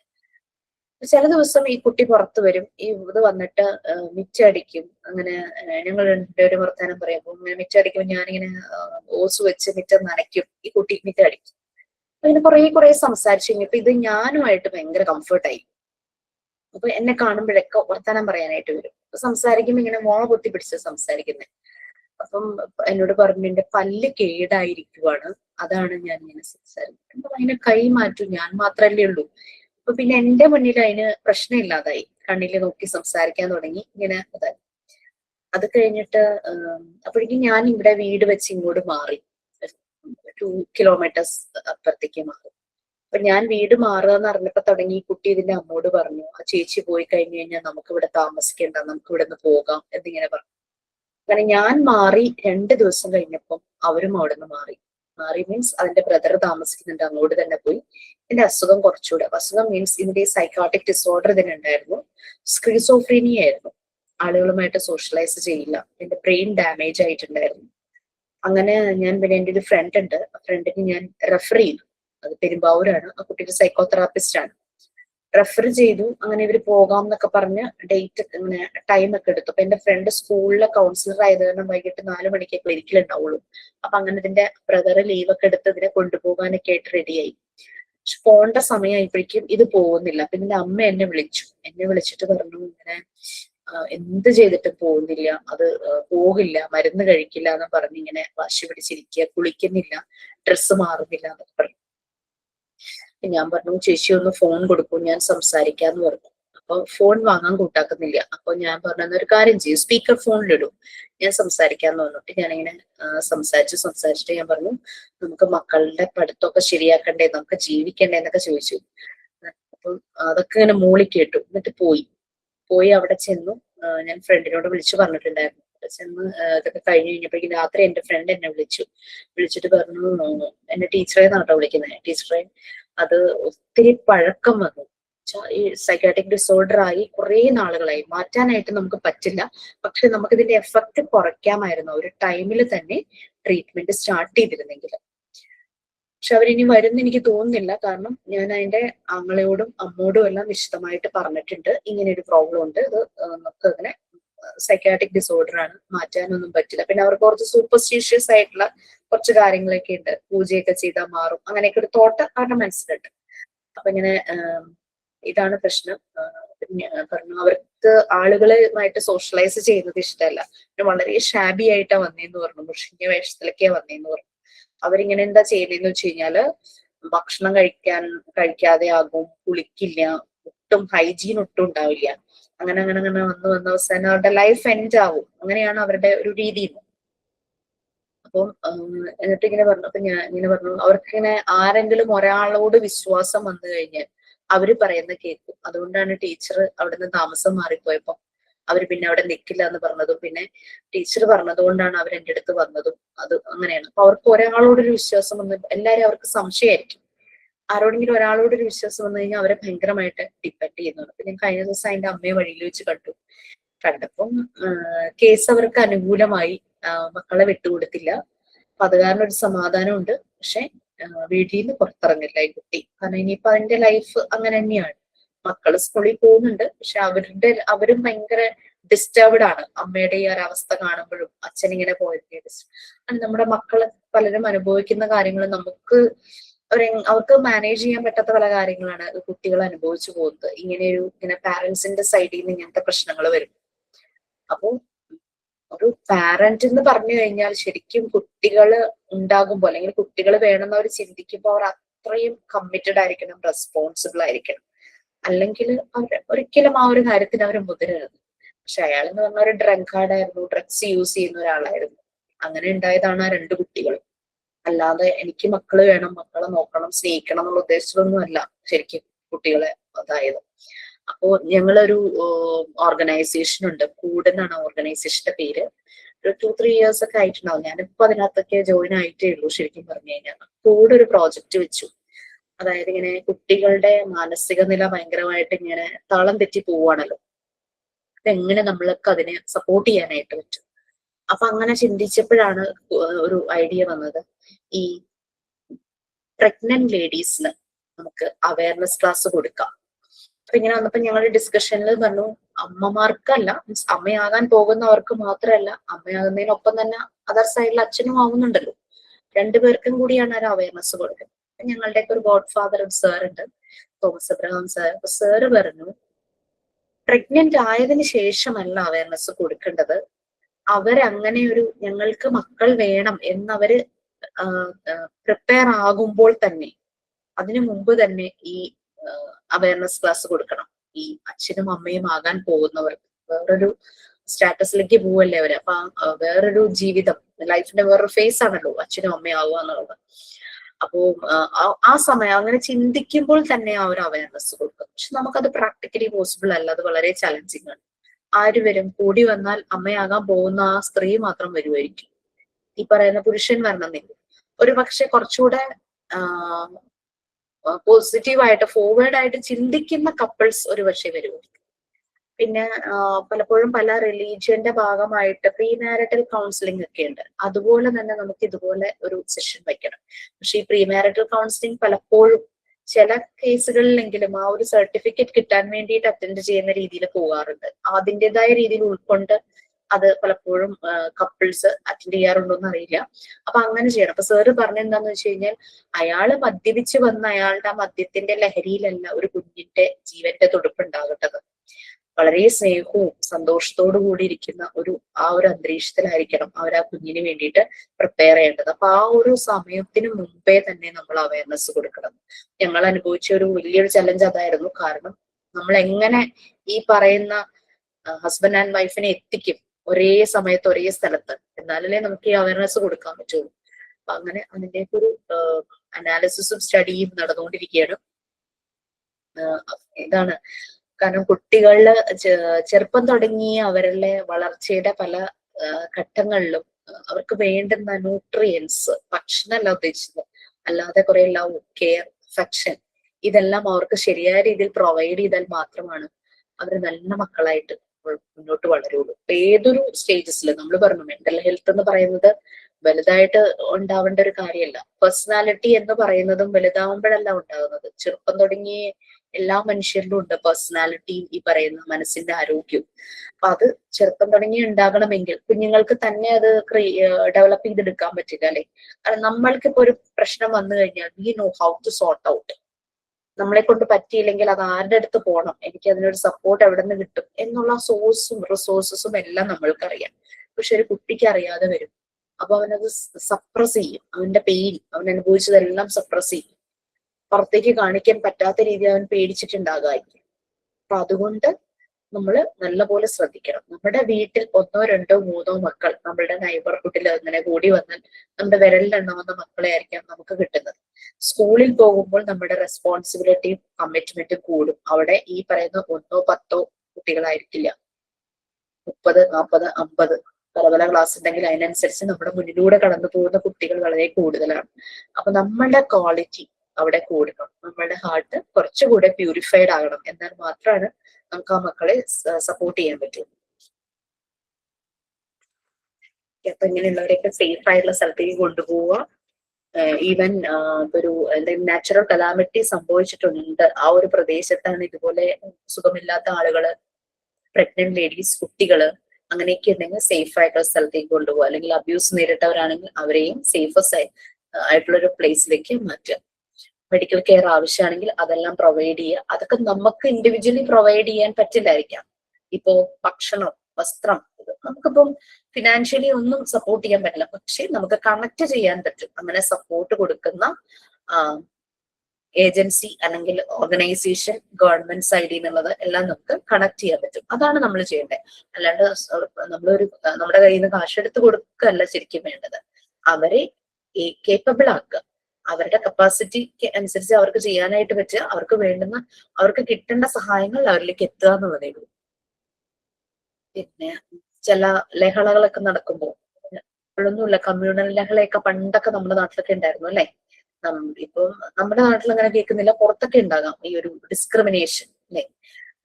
റിലീജിയന്റെ പേരിലാണെങ്കിലും അല്ലെങ്കിൽ വ്യൂമൺ, അങ്ങനെ സ്ത്രീകളെ മാറ്റി നിർത്താം, അങ്ങനെയൊക്കെയുള്ള, പിന്നെ റാസിസം, അങ്ങനത്തെ കാര്യങ്ങളൊക്കെ വരാം.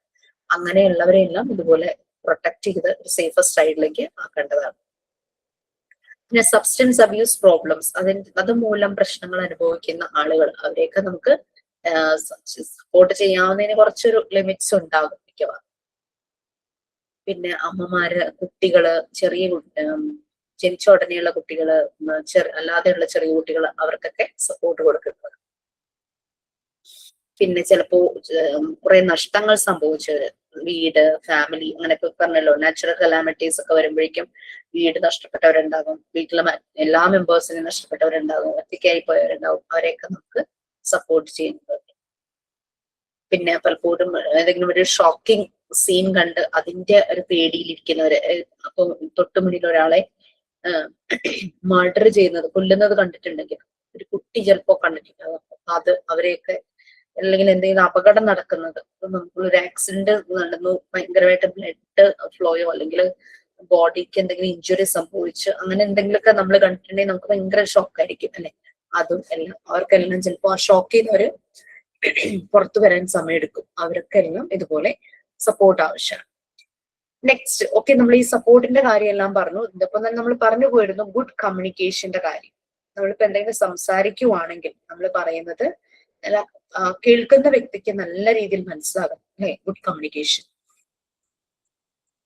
ഈ ആളുകൾ ഭയങ്കര അപ്സെറ്റ് ആയിരിക്കും, ആങ്ഷ്യസ് ആയിരിക്കും, അവർ ഭയങ്കര കൺഫ്യൂസ്ഡ് ആയിട്ടിരിക്കും. അപ്പൊ നമ്മളോട് സംസാരിക്കുമ്പോൾ നമ്മളെ ക്ലാരിറ്റി ഇല്ലാതെ സംസാരിച്ചു കഴിഞ്ഞാൽ അത് അവരെ കൂടുതൽ കുഴപ്പത്തിലാക്കിയുള്ളൂ. അതുകൊണ്ട് ഗുഡ് കമ്മ്യൂണിക്കേഷൻ ഇങ്ങനെയുള്ള സമയത്ത് വളരെ ഇമ്പോർട്ടന്റ് തന്നെയാണ്. കാമായിട്ടിരിക്കുക, അവരുടെ സിറ്റുവേഷൻ നമ്മൾ മനസ്സിലാക്കുക, അവരെന്തിലൂടെ കടന്നുപോയി എന്നുള്ളതൊക്കെ നമ്മൾ മനസ്സിലാക്കുക. പിന്നെ അവർ പറയുന്ന അവരുടെ കഥ, ആ ഒരു കഥ നമ്മൾ എന്താണ് പറയുന്നത് എന്നാണ് നല്ല ശ്രദ്ധയോടുകൂടി കേട്ടിരിക്കുക. പക്ഷെ അവരെ പ്രഷറൈസ് ചെയ്യരുത്. അതൊക്കെ നമ്മൾ പറഞ്ഞിരുന്നു. അത് പറയാൻ വേണ്ടി അവരെ പ്രഷറൈസ് ചെയ്യരുത്.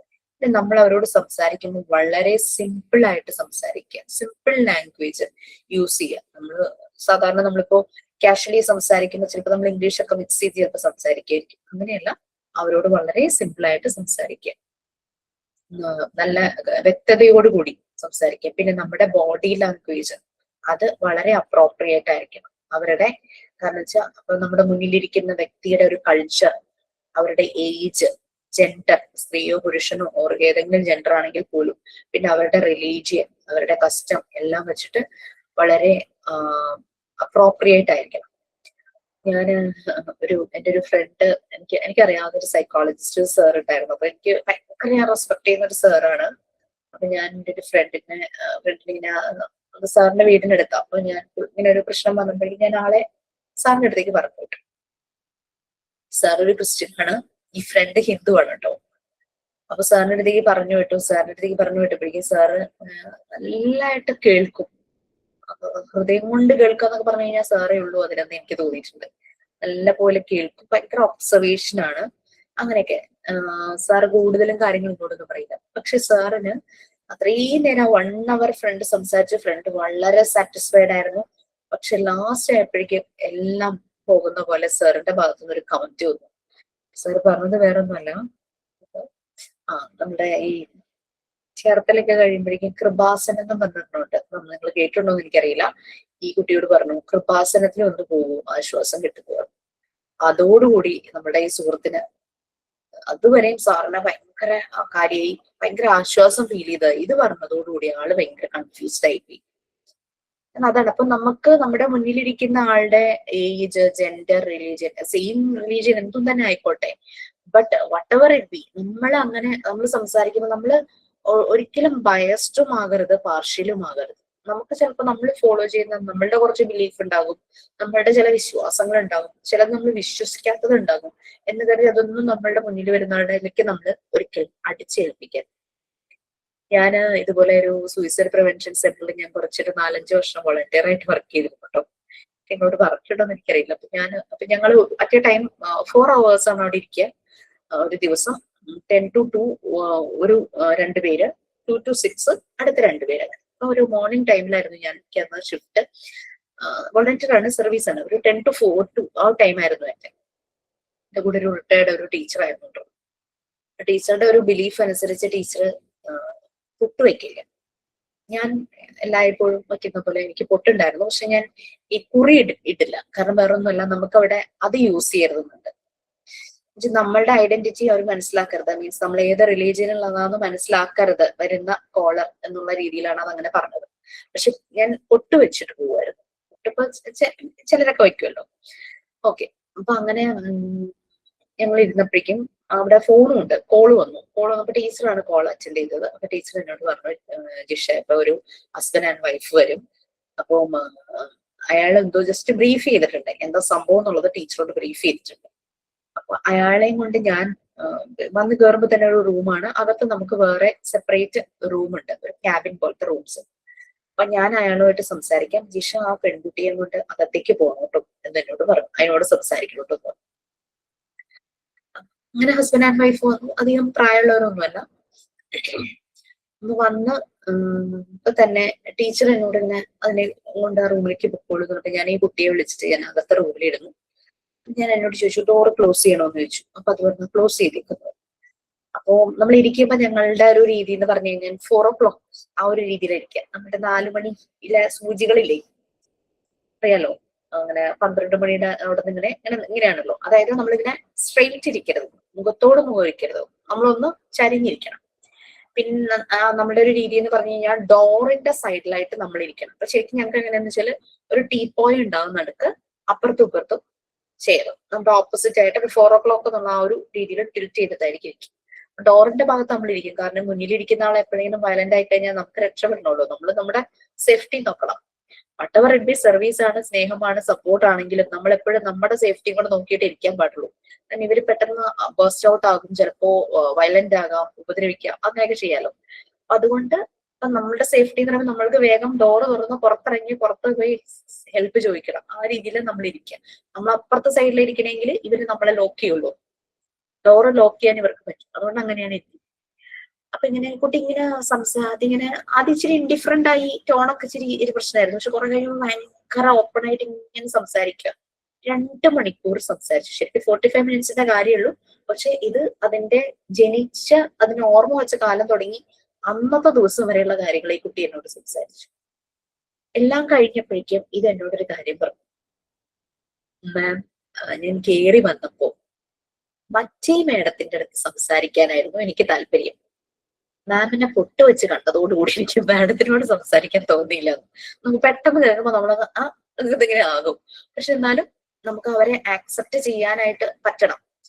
അപ്പൊ എനിക്ക് മറ്റേ മാമിനോട് സംസാരിക്കാനായിരുന്നു തോന്നിയത്. അവരിച്ചിരി ഏജ്ഡ് ആണ്.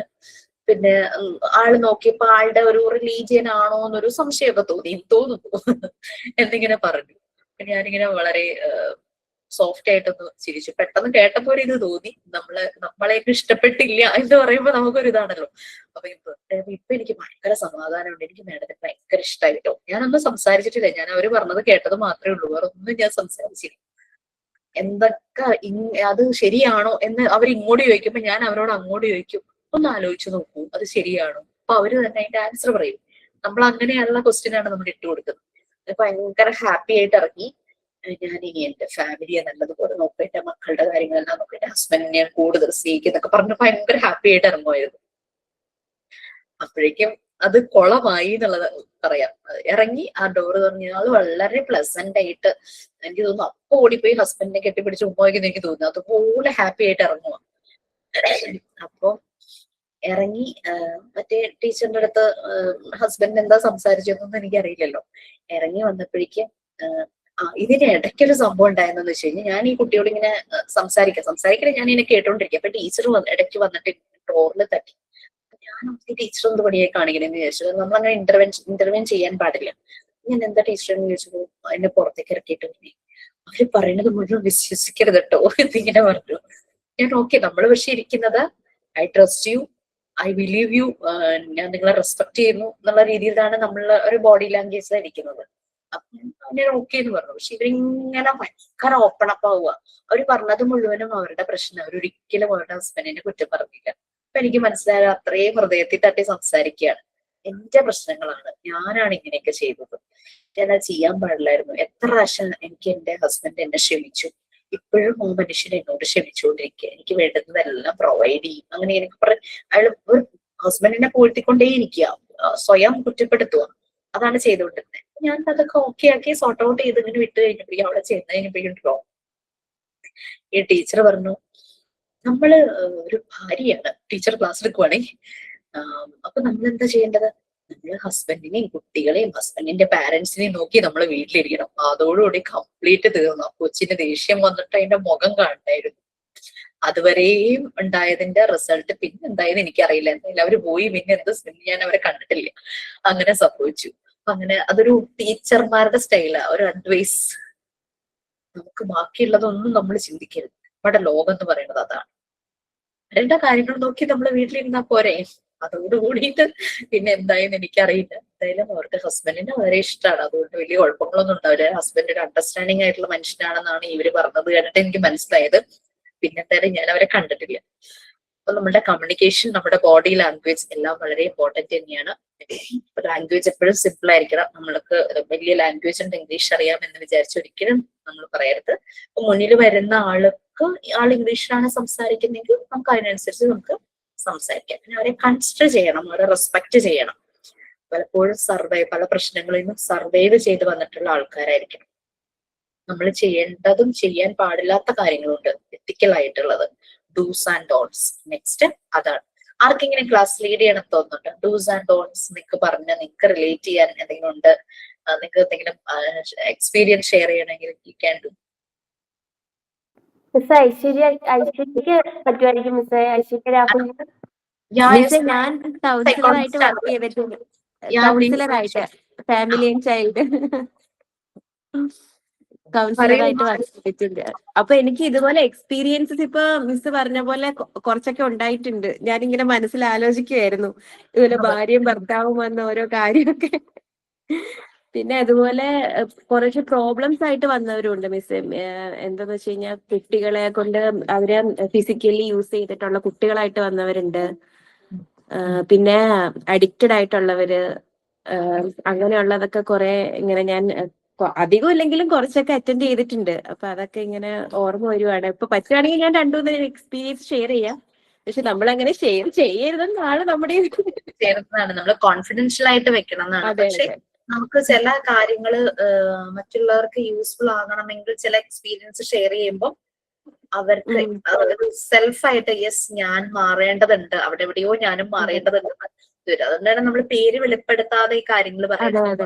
മിസ് പറഞ്ഞില്ലേ, നമ്മുടെ അടുത്ത് ഒരാൾ കൗൺസിലിങ്ങിന് വരുമ്പോൾ നമ്മള് അത് എങ്ങനെയാണ് അവരെ ശ്രദ്ധിക്കേണ്ട കാര്യങ്ങളുണ്ട്, ഒരു മെത്തേഡ് ഉണ്ട്. നമുക്ക് ഏതൊക്കെ രീതിയിലാണ് അവരുടെ അടുത്ത് ഓരോരുടെ കാര്യങ്ങൾ ചോദിക്കേണ്ടത്, അവരെ എങ്ങനെയൊക്കെ നമ്മൾ ഒബ്സർവ് ചെയ്യണം, അവരുടെ ബോഡി ലാംഗ്വേജ്, അതിൽ നിന്നൊക്കെ നമുക്ക് കുറെ കാര്യങ്ങൾ മനസ്സിലാവും ആദ്യമേ തന്നെ. പിന്നെ സംസാരിച്ച് തുടങ്ങുമ്പോൾ നമ്മൾ ചോദിക്കുന്ന കുറെ ക്വസ്റ്റ്യൻസ് ഉണ്ട്. അതൊക്കെ ഇപ്പൊ നമുക്ക് പറയുമ്പോൾ നമുക്ക് ചിരി വരുന്ന ടൈപ്പുള്ള ക്വസ്റ്റ്യൻസ് ആണ്. പക്ഷെ അത് അവരുടെ അടുത്ത് ചോദിക്കുമ്പോൾ അവർക്കത് റിലേറ്റ് ചെയ്യാൻ പറ്റണം. ആ ഒരു രീതിയിലുള്ള കുറെ കാര്യങ്ങൾ അങ്ങനെയൊക്കെ ഉണ്ട്. ഞാൻ നേരത്തെ ക്ലാസ്സിൽ ഷെയർ ചെയ്തിട്ടുണ്ടെന്ന് തോന്നുന്നു ഒരുപാട്. ഒരു ഹസ്ബൻഡ് ആൻഡ് വൈഫ് വന്നപ്പോ വൈഫിന് ഹസ്ബൻഡ് ഒന്നും ചെയ്യുന്നത് ഇഷ്ടമല്ല, തൊടുന്നത് ഇഷ്ടമല്ല, ആള് ഫുഡ് കഴിക്കുന്ന പാത്രത്തിൽ തൊടുന്നത് ഇഷ്ടമല്ല. അങ്ങനെ എന്തെങ്കിലും ചെയ്തു കഴിഞ്ഞാൽ അപ്പൊ പോയി കുളിച്ചിട്ട് വരിക. ഇപ്പൊ മേത്ത് തൊട്ട് കഴിഞ്ഞാൽ ഭയങ്കര പ്രോബ്ലംസ് ആണ്. ഇപ്പൊ മാറ്റിൽ തന്നെ ചവിട്ടുവാണെങ്കിൽ അത് കൊണ്ടുപോയി കഴുകിയിടുക, തൊട്ടതെല്ലാം അപ്പൊ തന്നെ വാഷ് ചെയ്ത് കുളിച്ചിട്ട് വരിക. അങ്ങനെ പ്രോബ്ലംസ് ആയിട്ട് അവര് മിഡിൽ ഏജ്ഡ് ആണ്, അവർക്ക് കുട്ടികളില്ല. അപ്പൊ അങ്ങനെ വന്നു കഴിഞ്ഞപ്പോ പുള്ളിക്കാരിക്ക് OCD ആണ്, ഒബ്സസീവ് കമ്പൾസീവ് ഡിസോർഡർ ആണ്. അപ്പൊ അങ്ങനെയുള്ള കുറെ പ്രോബ്ലംസ് അത് അവരുടെ ജീവിതത്തിൽ വളരെയേറെ പ്രോബ്ലംസ് ഉണ്ടാക്കി. അപ്പൊ അങ്ങനെ വന്നിട്ടുള്ളവരുണ്ടായിരുന്നു. പിന്നെ അതുപോലെ തന്നെ 2.5 വയസ്സായിട്ടുള്ള ഒരു കുട്ടീനെ ഫിസിക്കലി യൂസ് ചെയ്തിട്ട് കൊണ്ടുവന്ന ഒരു കേസ് ഉണ്ടായിരുന്നു. അത് സ്വന്തം വീട്ടിലെ ഫാദറിന്റെ ഒരു അനിയനോ ചേട്ടനോ അങ്ങനെ ആരോ ആയിരുന്നു അത് അങ്ങനെ ചെയ്തു. പക്ഷെ അത് അവര് പുറത്തേക്ക് വിട്ടില്ല കേസ്. കാരണം അങ്ങനെ ചെയ്ത് കഴിഞ്ഞാൽ ലാസ്റ്റ് അത് അവർ അതിന്റെ പുറകെ പോകും, നാട്ടുകാരറിയും എന്നുള്ള രീതിയിൽ ആ കുട്ടിയുടെ ഫ്യൂച്ചർ എന്നൊക്കെ പറഞ്ഞ് അവരുടെ പിന്നെ സാമ്പത്തികമായിട്ടും കുറച്ച് ലോ ആയിട്ടുള്ളവരായിരുന്നു. അങ്ങനെയുള്ളൊരു കേസ് ഉണ്ടായിരുന്നു. പിന്നെ ഒരു ആൺകുട്ടി ഒരു അമ്മ കുട്ടീനെ ഫിസിക്കലി ഇതുപോലെ യൂസ് ചെയ്തിട്ടുള്ള ഒരു കേസ് ഉണ്ടായിരുന്നു. സ്കൂളിൽ പഠിപ്പിക്കാൻ വിടുന്ന സമയത്ത് നിന്നൊരാള് എപ്പോഴും കുട്ടീനെ ഇതാക്കി കൊണ്ടുപോയി അവിടെ കൊണ്ടുപോയി വേണ്ടാത്ത കാര്യങ്ങളൊക്കെ കാണിച്ചു കൊടുത്ത് ആ കുട്ടീനെ അതിലേക്ക് ആക്കി അങ്ങനെ യൂസ് ചെയ്തിട്ടുള്ളൊരു കേസ്. പിന്നെ പറയുകയാണെങ്കിൽ ഈ ആനിമൽസിനെ വെച്ചിട്ട് സെക്ഷലി യൂസ് ചെയ്യുന്ന ഒരു കേസ് ഉണ്ടായിരുന്നു. അപ്പൊ അങ്ങനെ കുറച്ച് കാര്യങ്ങളൊക്കെ ഇങ്ങനെ ഇപ്പൊ എനിക്ക് ഓർമ്മ വന്നു മാം പറഞ്ഞപ്പോ. വർക്ക് ചെയ്യുന്നുണ്ടോ? ഇപ്പൊ വർക്ക് ചെയ്യുന്നില്ല മിസ്. ഇപ്പൊ കുഞ്ഞൊന്ന് കുറച്ചൊന്നായിട്ട് എവിടെയെങ്കിലും സ്കൂളിൽ ഇവിടെ കയറാൻ വേണ്ടിട്ട് നോക്കുന്നു. എവിടെ പഠിച്ച എവിടെയാ? ഞാൻ ഇവിടെ അബുദാബിയിലാണ്. അപ്പൊ ഇവിടെ നമുക്കൊരു ലൈസൻസ് വേണം, അബുദാബി ഗവൺമെന്റിന്റെ ലൈസൻസ് വേണം വർക്ക് ചെയ്യണമെങ്കിൽ. അപ്പൊ ഞാൻ അതിന്റെ എക്സാം ആണ് എനിക്ക് നെക്സ്റ്റ് വീക്കിൽ. അപ്പൊ അതിനു വേണ്ടി പ്രിപ്പയർ ചെയ്തുകൊണ്ടിരിക്കുവാണ് ഇപ്പൊ. Okay fine. ഇപ്പൊ നമുക്ക് ലൈക്ക് ആദ്യം നമ്മുടെ ഒരു പ്യൂരിഫൈഡ് ഹാർട്ട് എന്നാൽ മാത്രമാണ് നമുക്ക് ഇങ്ങനെയുള്ള ചില വോളണ്ടിയർ അല്ലെങ്കിൽ ആ ഒരു സർവീസ് അങ്ങനെ പോകാനായിട്ട് പറ്റുള്ളൂ. ആക്ച്വലി ഞാൻ MSW ചെയ്തിരുന്ന സമയത്ത് തീരുന്ന ടൈമില് ഞാൻ ഇതുപോലെ ഇങ്ങനെ ഈ സൂയിസൈഡ് പ്രിവെൻഷൻ സെന്ററിൽ പോയിരിക്കുവാണെങ്കിൽ എനിക്ക് ശരിക്കും കുറച്ചൊരു എക്സ്പീരിയൻസ്, അവിടെ എക്സ്പീരിയൻസ്ഡ് ആയിട്ടുള്ള ആൾക്കാരുണ്ടല്ലോ, അങ്ങനെ വിചാരിച്ച് ഞാൻ അവിടെ പോയത്. പക്ഷെ ഞാൻ പോയ സമയത്ത് ഈ കോവിഡ് കാരണം അത് ക്ലോസ് ചെയ്യുമായിരുന്നു. അപ്പൊ പിന്നെ ഒരു 2 years വെയിറ്റ് ചെയ്തു. അതിനുശേഷമാണ് അവിടെ പോയത്. അപ്പൊ അവിടെ ശരിക്കും പ്രൊഫഷണൽ ആയിട്ടുള്ള അവരായിരുന്നില്ല, പല മേഖലകളിൽ നിന്നും റിട്ടയർ ആയ ആൾക്കാരായിരുന്നു. അതാണ് ടീച്ചേഴ്സ് അവിടെ കൂടുതൽ ഉണ്ടായിരുന്നത്. അപ്പൊ അവരെ സംബന്ധിച്ച് അവർക്ക് പ്രൊഫഷണലി അറിയില്ല, പക്ഷെ അവർ ട്രെയിനിങ് കൊടുക്കുന്നുണ്ട്, എക്സ്പേർട്സിനെ കൊണ്ടുവന്ന് ട്രെയിനിങ് കൊടുക്കുന്നുണ്ട്. പിന്നെ അവിടെ കൗൺസിലിങ്ങും അല്ല, ഡീഫ്രണ്ടിങ് ആയിരുന്നു. അതായത് ആ ഒരു മൊമെന്റിൽ വരുന്ന വ്യക്തിയുടെ ഫ്രണ്ടായിട്ട് നമ്മൾ അവരെ കേൾക്കുക എന്നുള്ളത് മാത്രമായിരുന്നു അവിടെ. കേൾക്കുക, നമ്മളുടേതായിട്ടുള്ള ഒന്നും അവരിൽ അടിച്ചേൽപ്പിക്കാൻ പാടില്ല. ശരിക്കും PFA പോലെ തന്നെ. പിന്നെ നമുക്ക് PFAയിൽ ഉള്ളതെന്ന് വെച്ചാൽ നമുക്ക് സപ്പോർട്ട് സർവീസസ് നമുക്ക് കണക്ട് ചെയ്ത് കൊടുക്കാം. നമുക്ക് ഇവരെ കണക്ട് ചെയ്ത് കൊടുക്കാനും പാടില്ല. അതാണ് ബീഫ്രണ്ടിങ്ങിന്റെ ഒരു ഇത്. നമ്മൾ ഒന്നുമായിട്ട് ഇവരെ കണക്ട് ചെയ്യരുത്. ഇവരെ കൊണ്ട് തന്നെ മനസ്സിലാക്കും. ഞാൻ ആലോചിക്കും ചില കേസസ് ഒക്കെ ശരിക്കും പറഞ്ഞു കഴിഞ്ഞാല് ഈ ട്രീറ്റ്മെന്റ് ആവശ്യമുള്ളതാണ്. നമ്മളത് പറയാൻ പാടില്ല. നമ്മളത് പറയാൻ പാടില്ല എന്ന് പറഞ്ഞു കഴിഞ്ഞാൽ അവര് പോകും. ഞാൻ പിന്നെ പറയൂട്ടെ അവരോട്. കാരണം വെച്ചാൽ അല്ലെങ്കിൽ അവർക്ക് അതിന് എന്താ അടുത്തത് ചെയ്യേണ്ടതെന്ന് അവർക്ക് അറിയില്ല. അപ്പൊ ട്രീറ്റ്മെന്റ് ഞാൻ പിന്നീട് മീറ്റിംഗിൽ ചോദിച്ചു, ട്രീറ്റ്മെന്റ് ആവശ്യമാണെന്ന് കാണുന്നവരെ നമുക്ക് അങ്ങനെ അവർക്ക് അതിനുള്ള ഡയറക്ഷൻ കൊടുക്കാലോ എന്ന് ചോദിച്ചു. പിന്നെ അത് സമ്മതിച്ചു. അങ്ങനെ അപ്ഗ്രേഡ് ചെയ്യുവാണ് അവര്. കാരണം നമ്മൾ ചുമ്മാ ഒരാളെ കേട്ടിരുന്നിട്ട് കാര്യമില്ലല്ലോ. അവർക്കൊരു സപ്പോർട്ട്, ഒരു സർവീസ് ആവശ്യമാണെങ്കിൽ അതിലേക്ക് എങ്ങനെ എത്ര എന്നുള്ളത് ചിലപ്പോൾ അവർക്ക് അറിയില്ലായിരിക്കും. അത് നമ്മൾക്ക് പ്രൊവൈഡ് ചെയ്ത് കൊടുക്കും. അപ്പൊ അങ്ങനെ ഇപ്പം ഐശ്വര്യ പറഞ്ഞ പോലെ കാര്യം അത് കോൺഫിഡൻഷ്യൽ തന്നെ ആക്കി വെക്കണം. പിന്നെ നമ്മൾക്ക് ചെയ്യാവുന്ന ഒരു കാര്യം എന്ന് ചോദിച്ചു കഴിഞ്ഞാൽ നമുക്ക് ഇങ്ങനെ പറയാം, നിങ്ങളുടെ ഒരു പ്രശ്നം ഇത് സോർട്ട് ഔട്ട് ചെയ്യാൻ കുറച്ചുകൂടെ പ്രൊഫഷണൽ ആയിട്ട് ഒരാളുണ്ട്, ഞാൻ അയാളോട് ഈ വിവരം പറയുന്നത് കൊണ്ട് നിങ്ങൾക്ക് ബുദ്ധിമുട്ടുണ്ടോ, ഞാനത് പറയട്ടെ എന്ന് ചോദിച്ചാൽ അവരുടെ പെർമിഷനോട് കൂടി നമുക്ക് കംപ്ലീറ്റ് ഡീറ്റെയിൽസും മറ്റവർക്ക് കൈമാറാം. അങ്ങനെയൊക്കെ ഉണ്ട് അതിനകത്ത് ചെയ്യുന്ന ചില എത്തിക്സ് ഒക്കെ അതാണ്. മറ്റേത് നമ്മൾ ഇവൻ വീട്ടിൽ പോലും നമ്മൾ ആരോട്, നമ്മുടെ എത്ര ക്ലോസ് ആയിട്ടുള്ളവരോട് പോലും പറയരുത് എന്നാണ്. ഞാൻ പോയിട്ട് വരുമ്പോ ഹസ്ബൻഡ് എന്നോട് ചോദിക്കും ആരൊക്കെ വിളിച്ചു എന്തൊക്കെ പറഞ്ഞു, ഞാൻ പറയില്ല. ചിലരത് വരുമ്പോഴേ നമ്മുടെ അടുത്ത് പറയും. നമ്മള് എല്ലാം ശ്രദ്ധിച്ചിട്ട് ഇങ്ങനെ ചോദിക്കും, ആരെങ്കിലും ഉണ്ടോ അവിടെ, ആ റൂമിൽ ആരെങ്കിലും ഉണ്ടോ. അവര് ഭയങ്കര അവര് ഒബ്സർവ് ചെയ്യും നമ്മുടെ കാര്യങ്ങൾ, നമ്മൾ ഇരിക്കുന്നതൊക്കെ. അങ്ങനെയും ചിലരുണ്ട്. ഞാൻ വാച്ച് ഫോണൊക്കെ മാറ്റി വെച്ചിട്ട് ഇവരുടെ കൂടെ ഇരിക്കുള്ളൂ സംസാരിക്കുമ്പോൾ. അതെല്ലാം മാറ്റി വെക്കും. നമ്മുടെ കയ്യിൽ വാച്ചോ ഫോണോ ഒക്കെ കണ്ടു കഴിഞ്ഞാൽ ഇവർക്കൊരു ടെൻഷനാണ്. ഇപ്പൊ പല സ്മാർട്ട് വാച്ചും അതും ഇതൊക്കെ ഉണ്ടല്ലോ, റെക്കോർഡ് ചെയ്യോ അങ്ങനെയൊക്കെ വാച്ചും ഫോണും എല്ലാം സൈലന്റിൽ ഇടും. ഫോണൊക്കെ ഈവൻ റിങ് പോലും അവരെ ഡിസ്റ്റർബ് ചെയ്യും. അങ്ങനെ ഒരു പ്രശ്നമുണ്ട്. അപ്പൊ അതൊക്കെ ഒരു കാര്യം. അപ്പൊ അത് നമ്മൾ ശ്രദ്ധിക്കണം. അതിപ്പോ ഇങ്ങനെ പറയുമ്പോ നമ്മള് ശരിക്കും പറഞ്ഞു കഴിഞ്ഞാല് ഈ നമ്മള് സീക്രട്സും നമ്മുടെ ഫ്രണ്ട്സ് ആരെങ്കിലും നമ്മളോടൊരു കാര്യം പറയുമ്പോ നീ ഇത് ആരോടും പറയരുത് കേട്ടോ, പക്ഷെ നമ്മളോടൊരു വിശ്വാസം കൊണ്ട് അവർ പറയുന്നതാണ്. അപ്പൊ അങ്ങനെ ഹസ്ബൻഡിന്റെ കൂടെ സ്കൂളിൽ പഠിച്ച പലരും ഉണ്ടായിരുന്നു ഈ പെൺകുട്ടികളെ ഫ്രണ്ട്സ് ആയിട്ട്. ഇവര് കുറെ വർഷങ്ങൾക്ക് ശേഷം ഒരു ഗെറ്റ് ടുഗദർ ഒക്കെ വെച്ച് കഴിഞ്ഞപ്പോ ഭയങ്കര അടുപ്പായി. അപ്പൊ എല്ലാരും ബർത്ത്ഡേക്ക് ഇങ്ങനെ ഗിഫ്റ്റ് കൈമാറുക. അപ്പൊ ഈ കൊണ്ടുവന്ന് കൊടുക്കാൻ പറ്റില്ല, പലരും പല സ്ഥലത്താണല്ലോ. അപ്പൊ ഇവര് എന്നെ വിളിച്ചിട്ടാണ് അഡ്രസ്സ് ചോദിച്ചതും എന്താണ് ഇഷ്ടപ്പെട്ട കളർ, ഇങ്ങനെ ഡ്രസ്സൊക്കെ ആണെങ്കിൽ അങ്ങനെയൊക്കെ ചോദിച്ചിട്ട് ഞാൻ കാര്യം അറിയും. എന്നിട്ട് എന്റെ സഹായത്തോടു കൂടിയാണ് ഇവര് ഗിഫ്റ്റ് കൊറിയർ ചെയ്യുന്നത്. അപ്പൊ കിട്ടിക്കഴിയുമ്പോഴേക്കും ഇവിടെ ആള് ഭയങ്കര ഒരു സർപ്രൈസ് ആയ പോലെ ആവുമല്ലോ. അപ്പൊ കിട്ടിക്കഴിഞ്ഞപ്പോ അവരെ വിളിക്കുമ്പോ അവര് പറയാ ഞങ്ങള് ജിഷോട് പറഞ്ഞിട്ടുണ്ടായിരുന്നു. ഹസ്ബൻഡ് പറയും ഇങ്ങനെ അത്രയും സീക്രട്ട് ഇങ്ങനെ സൂക്ഷിച്ചു വെച്ചതേ. അപ്പൊ നമ്മളിങ്ങനെ ആ രീതിയിൽ നമ്മളൊന്ന് റെസ്പെക്ട് ചെയ്യണം നമ്മളെല്ലാരും. അങ്ങനെ അവരുടെ ആ ഒരു സീക്രട്ട്. പക്ഷെ നമുക്കിപ്പോ ക്ലാസ് എടുക്കുമ്പോൾ ചില ഇൻസിഡൻസ് നമ്മളിപ്പോ ഷെയർ ചെയ്ത് കഴിഞ്ഞു കഴിഞ്ഞാൽ നിങ്ങൾക്ക് അതിൽ നിന്ന് കുറെ പഠിക്കാനായിട്ട് പറ്റും. ഈവൻ നമ്മള് ക്ലാസ്സിലും കൗൺസിലിംഗ് ക്ലാസ്സിലും നമുക്ക് ഇതുപോലെ തന്നെയാണ്. നമ്മുടെ സാർമാർ അവരുടെ എക്സ്പീരിയൻസ് ഇങ്ങനെ ഷെയർ ചെയ്യും. അത് സ്ഥലം പേരോ ഒന്നും പറയില്ല, അങ്ങനെ ആ ഒരു വ്യക്തികൾ എന്നുള്ള രീതിയിൽ ഷെയർ ചെയ്യുന്നത്രേ ഉള്ളൂ. Okay fine. Okay, anyway Aishwarya, thank you so much. നമുക്ക് എനിക്ക് തോന്നുന്നു PFA പല ക്ലാസ്സിലും ഞാൻ ഒരു ക്ലാസ് കൊണ്ടൊക്കെ തീർന്നിരുന്നു, നിങ്ങൾക്ക് തീരുന്നില്ല. നമുക്ക് നെക്സ്റ്റ് ക്ലാസ്സിൽ കാണാം, നോ പ്രോബ്ലം. മോസ്റ്റ് പ്രോബബ്ലി ഒരു മാർച്ച് ലാസ്റ്റ് ഒക്കെ ആവുമ്പോൾ നിങ്ങൾക്ക് പ്രാക്ടിക്കൽ സെഷൻ നേരിട്ടുണ്ടാവും കേട്ടോ. മാർച്ച് ലാസ്റ്റ് ആയിരിക്കും മിക്കവാറും. ഞാനൊന്ന് പറഞ്ഞു വെച്ചു എന്നേ ഉള്ളൂ. അതിനു മുമ്പ് ഓൺലൈനായിട്ട് തന്നെ ഡെമോ ക്ലാസ് നമ്മൾ പ്രൊവൈഡ് ചെയ്യും. നേരിട്ട് വന്ന് ചെയ്യാൻ പറ്റുന്നത് മിക്കവാറും മാർച്ച് ലാസ്റ്റ് വീക്ക്. ഫെബ്രുവരിയിൽ വെക്കാന്ന് പറഞ്ഞിട്ടുണ്ടായിരുന്നു. ഫെബ്രുവരി നിങ്ങൾ 15 ബാച്ച് അല്ലേ? 15 ബാച്ച് മാം, അപ്പൊ ഞാൻ നാട്ടിൽ വരുന്നുണ്ട്, അപ്പൊ അന്ന് പറ്റുവാണെങ്കിൽ നമുക്ക് അറേഞ്ച് ചെയ്യാന്ന് മാം പറഞ്ഞു. അതെന്തെന്നറിയോ, ഫെബ്രുവരി പകുതി തുടങ്ങി മാർച്ച് പകുതി വരെയും നോമ്പല്ലേ. ഓക്കെ. ഞാൻ എന്താണെങ്കിലും അങ്ങോട്ട് വരണം എന്ന് വിചാരിച്ചിരിക്കുന്നുണ്ട്. അപ്പൊ അല്ല, ഐശ്വര്യ ഏത് സമയത്താ വരുന്നേ? ഞാൻ 8-ാം തീയതി എത്തും ഫെബ്രുവരി. ഒരു 1 മന്ത് ഉണ്ടാവും അവിടെ. ഓക്കെ, പക്ഷെ ഫെബ്രുവരി 8-ാം തീയതി ആണോ എത്തുന്നത്? 7-ാം തീയതി നമുക്കൊരു പ്രാക്ടിക്കൽ സെഷൻ ഉണ്ട്. അയ്യോ, 7-ാം തീയതി ഇവിടെ കേറുള്ളൂ. കാരണം 14th നമുക്കൊരു കോൺവെക്കേഷനാ. കാരണം ഈ നോമ്പിന് മുമ്പ് നമ്മളൊരു പ്രാക്ടിക്കൽ ഒരു കോൺവെക്കേഷൻ അങ്ങ് അസൈൻ ചെയ്ത് വെച്ചിരിക്കുക.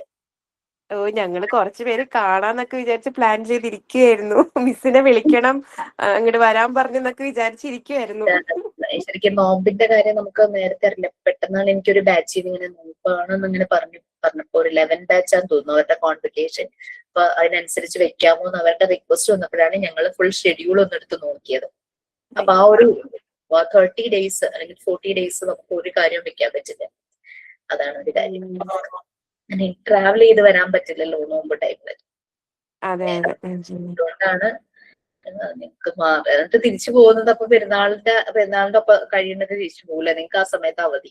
ഞങ്ങള് മാർച്ച് ആ ഫസ്റ്റ് വീക്കിൽ പോവായിരിക്കും. അപ്പൊ ഇവിടെയും പെരുന്നാളാവുമ്പോ ആ ഒരു ടൈമിങ്ങില് ഇവിടെ ഹസ്ബൻഡിനൊക്കെ വർക്കിംഗ് ടൈമിൽ കുറെ വ്യത്യാസം കാണും. ഉച്ചയൊക്കെ ആകുമ്പോഴേക്കും ഓഫീസ് കഴിയും. അപ്പൊ ആ ഒരു ടൈം ആകുമ്പോഴേക്കും വരുള്ളൂ തിരിച്ചങ്ങടെ. അങ്ങനെ നമുക്ക് ആ ഒരു 35 days നമുക്ക് വേറെ ഒന്നും ചെയ്യാൻ പറ്റില്ല.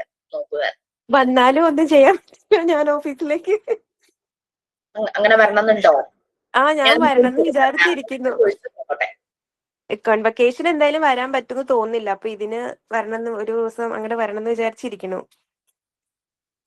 7th ആണ് നമ്മളുടെ 14th പ്രാക്ടിക്കൽ 7th ആണ്. അതുകൊണ്ടാണ് ഞാൻ പറഞ്ഞത് നിങ്ങൾക്ക് ഫെബ്രുവരി 7th, നിങ്ങൾക്ക് മാർച്ച് ലാസ്റ്റ് എന്നുള്ള രീതിയിലാണ് ഇപ്പോൾ ഷെഡ്യൂൾ പോകുന്നത്. അപ്പൊ അങ്ങനെയാണെങ്കിൽ ഓൺലൈൻ ആയിട്ട് തന്നെ അറ്റൻഡ് ചെയ്യാം. എന്തോ ക്ലാസ്സുകൾ എന്ന് വരെ ഉണ്ടാവും? ക്ലാസ്സുകൾ എന്ന് വരെ ഉണ്ടെന്ന് വെച്ചാൽ നമ്മുടെ ക്ലാസ് തീരുന്നാണോ ഉദ്ദേശിച്ചത്? അതെ. നമ്മുടെ നിങ്ങളുടെ ഏത് ബാച്ചാ? നിങ്ങൾ ഏത് മന്ത് ആയിരുന്നു? ജൂൺ 13th ആയിരുന്നു മിസ്സേ. മിക്കവാറും എനിക്ക് തോന്നുന്നു ഏപ്രിലൊക്കെ ആവുമ്പോഴേക്കും എക്സാം ഒക്കെ ആവും തോന്നുന്നു. ഓക്കെ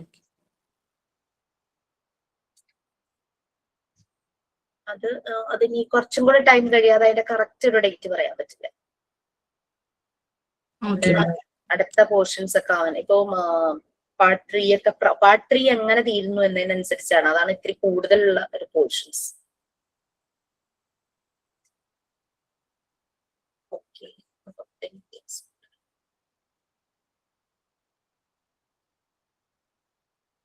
രമ്യക്ക് കിട്ടിയില്ലേ PDF-ന്റെ മീൻസ് PFA-യുടെ PDF? ടെക്സ്റ്റിലില്ല, PDF ക്ലാസ് റൂമിൽ ഷെയർ ചെയ്തു പറഞ്ഞാണല്ലേ, വിചാരിച്ചു കിട്ടിയില്ല. Okay fine. ഓക്കെ, നമുക്കപ്പോ വൈൻഡപ്പ് ചെയ്യാം. ആരെങ്കിലും sign out ചെയ്യാനുണ്ടോ?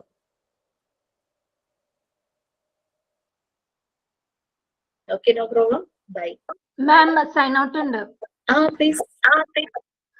Thank you, ma'am, for your wonderful class. You gave many informations how to contact with the students while solving the problems. You gave a lot of information. Thank you from us, and thank you everyone for attending this class. Thank you, ma'am.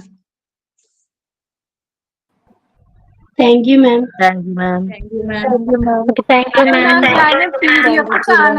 Thank you, ma'am. PDF Thank you, ma'am. PDF കാണായിരുന്നു, അതുകൊണ്ടാണ് late ആയത്. Okay okay. Miss MSW ആയിരുന്നോ, ചെയ്തിട്ടുണ്ടായിരുന്നോ? ഞാൻ distance ആയിരുന്നു, ignored ആയിരുന്നു. Okay, ഞാൻ MSW ആയിരുന്നു ഞാൻ ചോദിച്ചത്. എവിടെ ഞാൻ ഇവിടെ നമ്മുടെ MG യൂണിവേഴ്സിറ്റിയുടെ ജയ് ഭാരത് കോളേജിലെ പെരുമ്പാവൂര്. ഞാൻ സ്പെഷ്യലൈസ് ചെയ്തത് ഫാമിലി ആൻഡ് ചൈൽഡ് ആയിരുന്നു. ഞാനും ഇതുപോലെ കുറെ നമ്മുടെ ആ വെള്ളപ്പൊക്കം നടന്ന സമയത്ത് നമ്മുടെ ആ ആലുവ ഭാഗത്തൊക്കെ ഒരുപാട് പ്രോബ്ലംസ് ഉണ്ടായിരുന്നല്ലോ. അപ്പൊ അവിടെയൊക്കെ ഇങ്ങനെ ഇപ്പൊ മാം പറഞ്ഞപ്പോഴോർത്താ പോയിട്ടുണ്ടായിരുന്നു ആ ഒരു റിസർച്ചിന്റെ ഭാഗമായിട്ടൊക്കെ. അപ്പൊ അന്നേരം അവിടെ ഇതുപോലെ കുറെ പേര് മെന്റലി ഡൗൺ ആയിട്ട് പ്രോബ്ലംസ് ഒക്കെ ആയിട്ട്, അപ്പൊ അവർക്കും ഇതുപോലെ സപ്പോർട്ടൊക്കെ കൊടുക്കേണ്ട ഓരോ ഇതുണ്ടായിരുന്നു. ഇതിപ്പം ഇങ്ങനെ പറഞ്ഞപ്പോ ഇന്ന് ഓർക്കുമായിരുന്നു. ഫ്ലഡ് സമയത്ത് ഞാൻ ക്യാമ്പുകളിൽ പോയി സപ്പോർട്ട് ചെയ്തിരുന്നു. പിന്നെ ഫ്ലഡ് കഴിഞ്ഞ ആളുകൾ ഫീൽഡ് വർക്കിന് വേണ്ടിയിട്ടും പോയിട്ടുണ്ടായിരുന്നു. അതുപോലെ അവർക്ക് കുറെ നഷ്ടങ്ങൾ ഉണ്ടായി. അപ്പൊ അതുകൊണ്ട് അവര് വളരെ ആ ഒരു സിറ്റുവേഷനിലൊക്കെ പോയതൊക്കെ ഇപ്പൊ ക്യാമ്പായിട്ട് നിന്നതും ഒക്കെ ഓർമ്മ വരുന്നു കുറെ. അതൊക്കെയാണ് ശരിക്കും PFA ആണ് അവിടെ പ്രൊവൈഡ് ചെയ്യുന്നത്. അപ്പൊ നമ്മുടെ ഇതൊന്നും അല്ല, നമ്മളെ ആ ഒരു മനസ്സ് അതാണ് അവിടെ സപ്പോർട്ട് ചെയ്യാൻ. അതായിരുന്നു അവിടെ ചെയ്തത്. Okay, very good Aishwarya. ഞങ്ങളെല്ലാരും പ്ലാൻ ചെയ്യുമായിരുന്നു മിസ്സേ പ്രാക്ടിക്കൽ തന്നെ വേണമെന്നില്ല. അല്ല, മിസ്സിനെ വരുമ്പോ എന്തെങ്കിലും കഴിയുവാണെങ്കിൽ ഞാൻ റെക്കോർഡൊക്കെ അതിനു മുമ്പ് തീർത്ത് വെക്കുവോ, വരുമ്പോ കാണിക്കാലോ എന്നുള്ള രീതിക്കൊക്കെ. അങ്ങനെ ഇൻസ്റ്റിറ്റ്യൂട്ടിലേക്ക് വരുന്നുണ്ടെങ്കിൽ വന്നോളൂ, ഞാനത് വേണമെങ്കിൽ പറയാം. ഓക്കെ മാം, ഞാൻ എന്താണെങ്കിലും വരുന്നുണ്ട്. ജയശ്രീ ചേച്ചി വരണം എന്ന് പറഞ്ഞോണ്ടിരിക്കും. എന്താണെങ്കിലും ഇന്നില്ലാന്ന് തോന്നുന്നു. ഭയങ്കര സങ്കടമായത്. നോക്കൂ, പ്ലാൻ ചെയ്യും. അല്ലെങ്കിൽ മാമിന്റെ തിരുവാങ്കുളത്ത് വന്ന് മീറ്റ് ചെയ്യാലോ, ഞാൻ അടുത്ത് തന്നെയാ. ആണോ? എന്തോ ശരണി എന്താ ഹാൻഡ് വാഷിന്റെ സ്റ്റെപ്പ് വരയ്ക്കാൻ പറഞ്ഞിട്ടാണല്ലേ മിസ്? അത് ഇങ്ങനെ വരച്ചിട്ട് സ്റ്റേപ്പറിൽ പിന്നെ ചെയ്താൽ മതിയോ? മതിയല്ലോ. അതിന്റെ ഒരു ഒറ്റ സെന്റൻസിൽ വരുന്ന സ്റ്റേറ്റ്മെന്റ് വല്ലതും ഉണ്ടോ? അങ്ങനെ റബ് അങ്ങനെയൊക്കെ പറഞ്ഞിട്ട് ഒരു സ്റ്റേറ്റ്മെന്റ് ഉണ്ടാവാറുണ്ടല്ലോ, അതുണ്ടോ? ഇല്ലെങ്കിലും കുഴപ്പമില്ല, അണ്ടർസ്റ്റുഡ് ആണ്, ക്ലിയർ ആണ്.